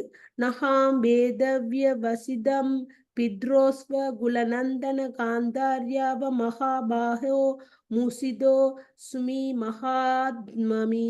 மொழிபெயர்ப்பு. சஞ்சயன் கூறினார், எனது அன்புள்ள குரு வம்சத்தவரே, உங்களுடைய இரு தந்தையர் மற்றும் காந்தாரி ஆகியோரின் நோக்கத்தை பற்றி எனக்கொன்றும் தெரியாது. அரசே, அச்சிறந்த ஆத்மாக்களால் நான் ஏமாற்றப்பட்டு விட்டேன். பொருளுரை. சிறந்த ஆத்மாக்களும் பிறரை ஏமாற்றக்கூடும் என்பது ஆச்சரியம்தான். ஆனால் சிறந்த ஆத்மாக்கள் உயர்ந்த நோக்கத்திற்காக பிறரை ஏமாற்றுவது உண்மையே. துரோணாச்சாரியரின் முன் பொய் சொல்லும்படி யுதிஷ்டிரருக்கு கிருஷ்ணர் அறிவுரை கூறினார். அதுவும் உயர்ந்த நோக்கத்திற்காகவே ஆகும். பகவான் அதை விரும்பியதால் அதுவே உயர்ந்த நோக்கமாயிற்று. பகவானை திருப்திப்படுத்துவதே ஒருவரது உண்மையான தகுதியாகும். மேலும் தன் உத்தியோக கடமையால் பகவானை திருப்திப்படுத்துவதே வாழ்வில் மிக உயர்ந்த பூரணத்துவமாகும். ஆகவே கீதை 18ஆம் அத்தியாயம் 46வது சுலோகம் மற்றும் பாகவதத்தின் 1ஆம் காண்டம் 2ஆம் அத்தியாயம் 13ஆம் ஸ்லோகம் தீர்ப்பாகும். திருதராஷ்டிரரின் சொந்த உதவியாளராக சஞ்சயன் எப்பொழுதும் அவருடனேயே இருந்த போதிலும் திருதராஷ்டிரர், விதுரர் மற்றும் காந்தாரி ஆகிய மூவரும் அவர்களது தீர்மானத்தை சஞ்சயனிடம் வெளிப்படுத்தவில்லை. தன்னிடம் கலந்து ஆலோசிக்காமல் திருதராஷ்டிரரால் எதையுமே செய்ய முடியாது என்றுதான் சஞ்சயன் எண்ணியிருந்தார். ஆனால் திருதராஷ்டிரர் வீட்டை திறந்தது பரம ரகசியம் என்பதால் சஞ்சயனுக்கு கூட அதை அறிவிக்க அவரால் இயலவில்லை. சனாதன கோஸ்வாமியும் கூட ஸ்ரீ சைதன்ய மகாபிரபுவை சென்று காண்பதற்காக சிறை காவலாளியை ஏமாற்றினார். அவ்வாறுதான் ரகுநாத தாச கோஸ்வாமியும் அவரது புரோகிதரை ஏமாற்றி பகவானின் திருப்திக்காக வீட்டை விட்டு வெளியேறினார். பகவானை திருப்திப்படுத்த எதுவும் நல்லதுதான், ஏனெனில் அது பரம சத்தியத்துடன் சம்பந்தப்பட்டுள்ளது. குடும்ப அங்கத்தினர்களை ஏமாற்றி ஸ்ரீமத் பாகவத பணியில் ஈடுபடுவதற்காக வீட்டை விட்டு வெளியேறும் அதே வாய்ப்பு நமக்கும் கிடைத்தது. இப்படி ஏமாற்றுவது உயர்ந்த நோக்கத்தை அடைவதற்கு தேவையாக உள்ளது. இத்தகைய உன்னதமான வஞ்சனையால் எப்பிரிவினருக்கும் இழப்பில்லை. ஹரே கிருஷ்ணா. ஹரே கிருஷ்ணா. ஹரிபோ. முதல்ல மெதுவாக தன் மனதை புத்தியினால் சமாதானப்படுத்தி பிறகு கண்ணீரை துடைத்து கொண்டு சஞ்சயன் யுதிஷ்டிர மகாராஜாவுக்கு பதிலளிக்க துவங்குகிறார். அப்ப சஞ்சயன் கூறினார், எனது அன்புள்ள குரு வம்சத்தவரே, யுதிஷ்டிர மகாராஜா, உங்களுடைய இரு தந்தையரும் மற்றும் காந்தாரி ஆகியோர் நோக்கத்தை பற்றி எனக்கு ஒன்றும் தெரியாது. விதுரர், திருதராஷ்டிரர், காந்தாரியை பற்றி நோக்கம் அவருக்கு ஒன்றுமே தெரியாதுண்டு. அரசே, அச்சிறந்த ஆத்மாக்களால் நான் ஏமாற்றப்பட்டு விட்டேன். இப்ப சஞ்சயனுக்கு கூட தெரியாது. சஞ்சயனார் காரியதர்சியா இருந்து கூட சஞ்சயனுக்கு பங்க தெரியாம இருக்கு. அப்ப சிறந்த ஆத்மாக்களும் பிறரை ஏமாற்றக்கூடும் என்பது ஆச்சரியம்தான். அப்ப ஏன் அவன் உயர்ந்த நோக்கத்துக்காகத்தான் இப்ப சஞ்சயனுக்கு ஒண்ணுமே சொல்லாம போயினேன். ஆனால் சிறந்த ஆத்மாக்கள் உயர்ந்த நோக்கத்திற்காக பிறரை ஏமாற்றுவது உண்மையே. அப்ப துரோணாச்சாரியாரின் முன் பொய் சொல்லும்படி யுதிஷ்டிரர் கிருஷ்ணர் அறிவுரை கூறினார். அதுவும் உயர்ந்த நோக்கத்திற்காகவே ஆகும். ஏன் அதை செய்யினார்? எப்படி யுதிஷ்டிர மகாராஜா பொய்யே சொல்றே இல்ல. அப்ப குருச்சேத்திரத்துல யுத்தம் நடக்க என்ன சொல்லப்படுது? துரோணாச்சாரியாருக்கு முன்னுக்கு சொல்லணும் என்னண்டு அஸ்வத்தாமன் இறந்துட்டான் ஒரு பொய்ய சொல்லணும் கிருஷ்ணர் சொல்றார் இவருக்கு யுதிஷ்டிர மகாராஜாவுக்கு சொல்ல சொல்லி. ஆனா அவர் சொல்ல மாட்டேன்றார். அங்க சொல்ல இல்லை. ஏன்? துரோணாச்சாரியருக்கு அந்த ஒரு வசனம் கிடைச்சா அவர் அந்த யுத்தம் செய்து கொண்டிருக்கிறார் இல்ல, அதுல இருந்து அவர் பின்பற்றுறதுக்கு எல்லாத்துக்கும் உதவ பண்றதுக்காக தான் பகவானே அந்த திட்டத்தை திடி சொல்லிக்க இவர் சொல்ல இல்லை. இவர் கடைசியா எப்படி சொன்னாரா யுதிஷ்டிர மகாராஜா? அஸ்வத்தாமன் என்னும் குதிரை இறந்து விட்டேன்னு சொன்னாராம். ஏன் மகனை சொல்லாம அவருக்கு சொன்ன அவற்ற மகன் இறந்துன்னா அவரும் ஒரு குருத்தான், எப்படி மனவேதனைப்படுவார்? அப்ப அஸ்வத்தாமன் என்னும் குதிரை இறந்து விட்டதுன்னு சொல்லியே அவற்ற தேர் வந்து நிலத்துல நின்றுதாம். யுதிஷ்டிர மகாராஜாண்ட தேர் நிலத்துல வராதாம். அவற்ற கால் பாதம் நிலத்தை தொடாதாம். அவர் பொய்யே சொல்லாதவர். அஸ்வத்தாமன் இறந்துட்டான் என்று சொல்ல இவர் என்ன சொன்னார்? குதிரை என்ற ஒரு பொய்ய சொன்னார். அதால யுதிஷ்டிர மகாராஜா தேரும் அவற்ற கால நிலத்துல முட்டிச்சுதான். அப்ப பகவானே சொல்றார், ஒரு உயர்ந்த நோக்கத்துக்காகத்தான் பகவான் அந்த கதையை சொல்றாரு. அதே மாதிரி இப்ப சஞ்சயனுக்கு சொல்லாமலே இவ போட்டின ஒரு உயர்ந்த நோக்கத்துக்காக. அப்ப பகவான் அதை விரும்பியதால் அதுவே உயர்ந்த நோக்கமாயிட்டு எது விரும்பினது கிருஷ்ணர் உதிஷ்ண மகாராஜாவை போய் சொல்ல சொன்னது கிருஷ்ணர விருப்பம். பகவானை திருப்திப்படுத்துவதே ஒருவர் அது உண்மையான தகுதியாகும். அப்ப பகவான் சொல்றார் அதை நாங்க செய்ய வேண்டியது அதான் எங்களோட தகுதியாகும்.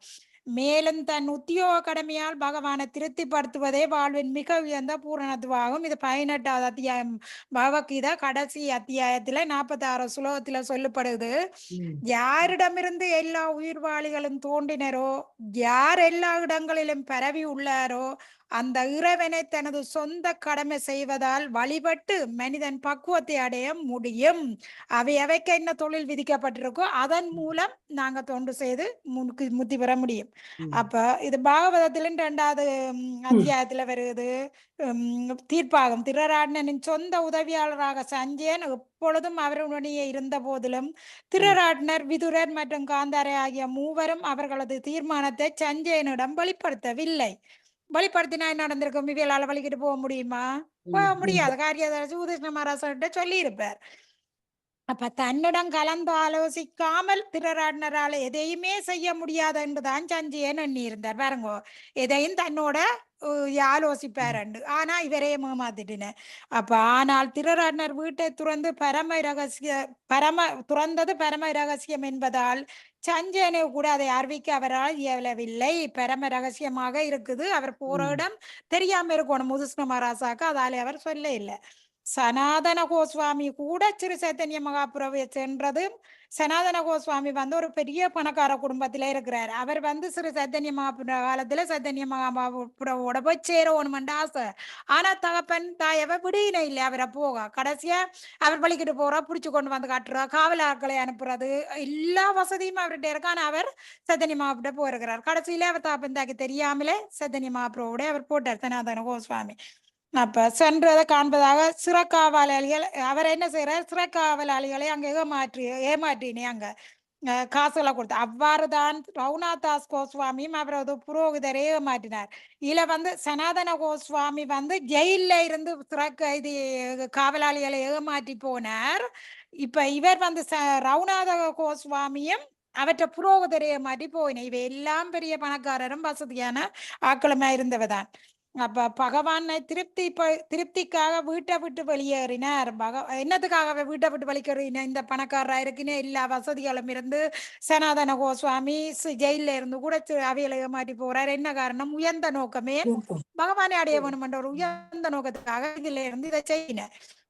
நம்ம பகவானை திருப்திப்படுத்த எதுவும் நல்லதுதான். ஏனெனில் அது பரம சத்தியத்துடன் சம்பந்தப்பட்டுள்ளது. குடும்ப அங்கத்தினர்களை ஏமாற்றி ஸ்ரீமத் பாகவத பணியில் ஈடுபடுவதற்காக வீட்டை விட்டு வெளியேறும் அதே வாய்ப்பு நமக்கும் கிடைத்தது. யாருக்கு? பிரபாதாக்கும் அதே கிடைச்சது. இப்படி ஏமாற்றுவது உயர்ந்த நோக்கத்தை அடைவதற்கு தேவையாக உள்ளது. இத்தகைய உன்னதமான வஞ்சனையால் எப்பிரிவினரும் இழப்பதில்லை. எதாலும் நான் இழக்க போறதில்லை. அவை ஒரு உயர்ந்த நோக்கத்துக்காகத்தான் இதை செய்யின. இப்ப சஞ்சயன் நாளும் கூட இருந்ததை சொல்லாம போட்டாரே திருராட்னர் இப்படிப்பட்ட மனுஷரை கொண்டு பௌசியமா கதைக்க கூடும். ஆனா அவற்றை உயர்ந்த நோக்கத்துக்காகத்தான் அவர் போறார். அதை விதுரற்ற ஆலோசனைப்படி அவர் செய்கிறார். அதான் இதுல கொடுத்திருக்குது. அடுத்தது நாங்க 38 அடுத்த புதன்கிழமை படிப்போம். அதோட இந்த அத்தியாயம் முடிஞ்சு அடுத்தது கிருஷ்ணர் மறைகிறார் 14வது அத்தியாயத்துக்கு போகக்கூடியதா இருக்கும். தனா மாதாஜி, கடவுளே கடவுளே கண்ணா தனா மாதாஜி. ஹரே கிருஷ்ணா மாதாஜி. ஹரே மாதாஜி.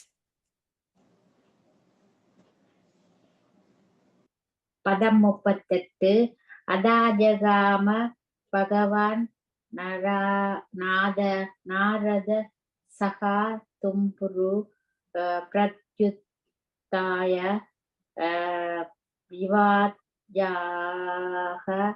சானுஜோ பியசன் முனி. மொழிபெயர்ப்பு. சஞ்சியன் இவ்வாறு பேசிக் கொண்டிருக்கும் பொழுது பகவானின் தூய பக்தரான ஸ்ரீ நாரதர் அவரது தம்பராவுடன் அங்கு எழுந்தருளினார். யுதிஷ்டிர மகாராஜனும் அவரது சகோதரர்களும் வாசிக்கவா மாதாஜி? யுதிஷ்டிர மகாராஜனும் அவரது சகோதரர்களும் ஆசனங்களிலிருந்து எழுந்து வணங்கி அவரை முறையாக வரவேற்றனர்.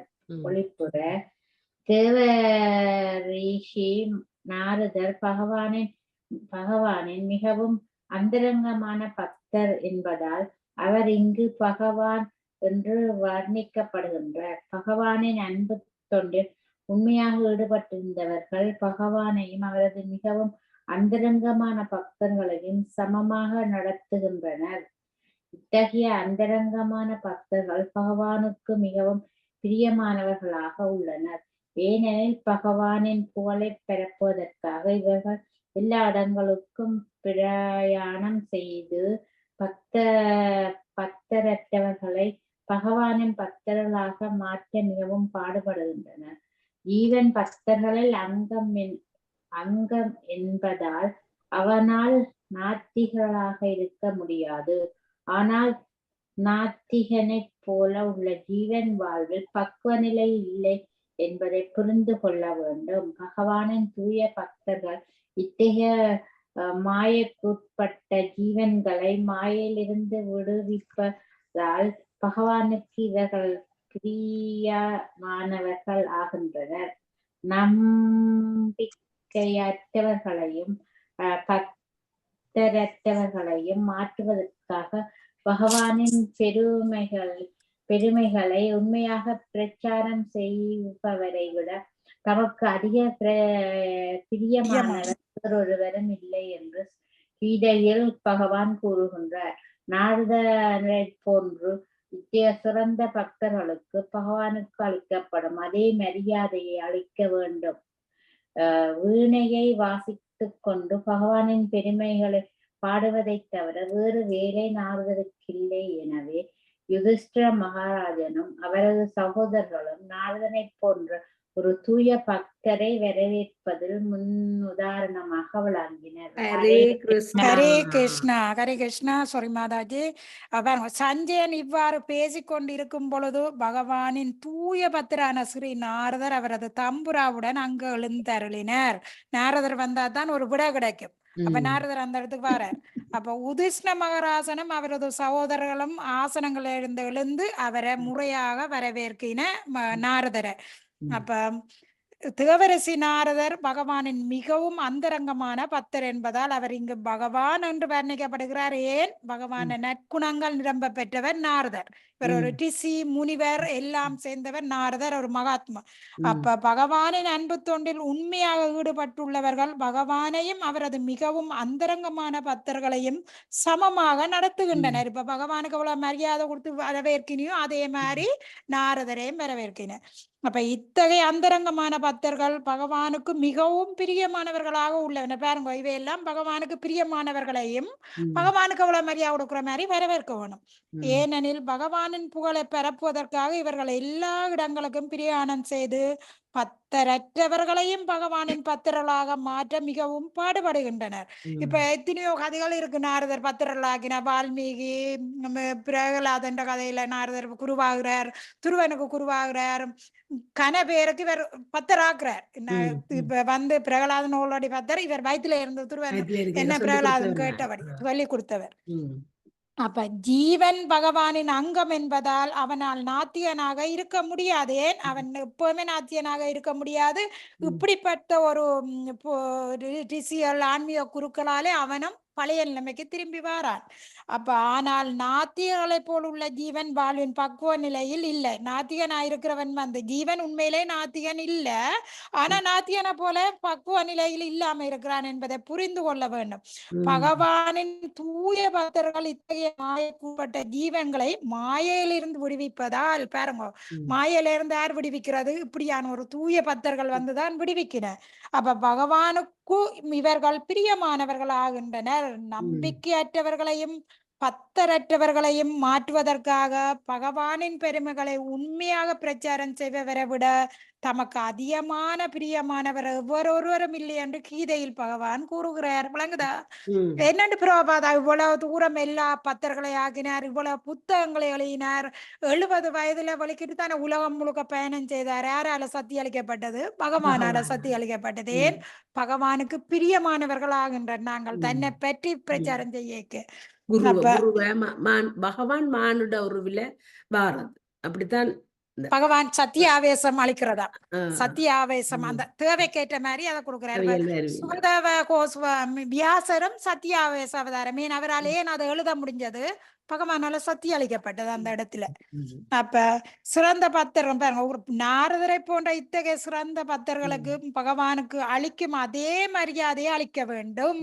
ஏன்? பகவானுக்கு பிடிச்சவ தன்னை பற்றி யார் பிரச்சாரம் செய்யணும் அவனை பகவானுக்கு பிடிக்கும். அப்ப அந்த பக்தனை நாங்கள் பகவானுக்கு எவ்வளவு மரியாதை கொடுக்குறோமோ அப்படி கொடுக்கணும். அப்ப வீணிய வாசித்து கொண்டு பகவானின் பெருமைகளை பாடுவதை தவிர வேறு வேலை நாரதருக்கு இல்லை. எனவே ஆனா நாங்க என்ன சொல்றோம், அவர் ஒரு கலாகாரன் நாங்க பிரச்சனையை உருவாக்குறாரு. எனவே உதிஷ்ண மகராசனும் அவரது சகோதரர்களும் நாரதரை போன்ற ஒரு தூய பத்திரை வரவேற்பதில் முன்னுதாரணமாக விளங்குகிறார் நாரதர். அப்ப அவர் இப்ப இவர் தான் பிரச்சனை தீர்க்க போறார், உதிஷ்ணரை சாந்தப்படுத்த போறார். முதல் பீஷ்மதேவர் சாந்தப்படுத்தினார், படுக்கையில கிடந்து போய் அவர் எல்லா இப்படி நாட்டை ஆளணும்னு சொல்லி கொடுத்தார். இப்ப நாரதர் இவருக்கு எப்படி என்றதை இனி போதிக்க போறார். வேற யாக்கள் இவருக்கு போதிக்க இல்லையா, விதுரரும் போயிட்டார். அப்ப இவருக்கு போதிக்க நாரதர் தான் போதிக்க போறார். நன்றி. ஹரே கிருஷ்ணா. ஹரே ஹரே கிருஷ்ணா.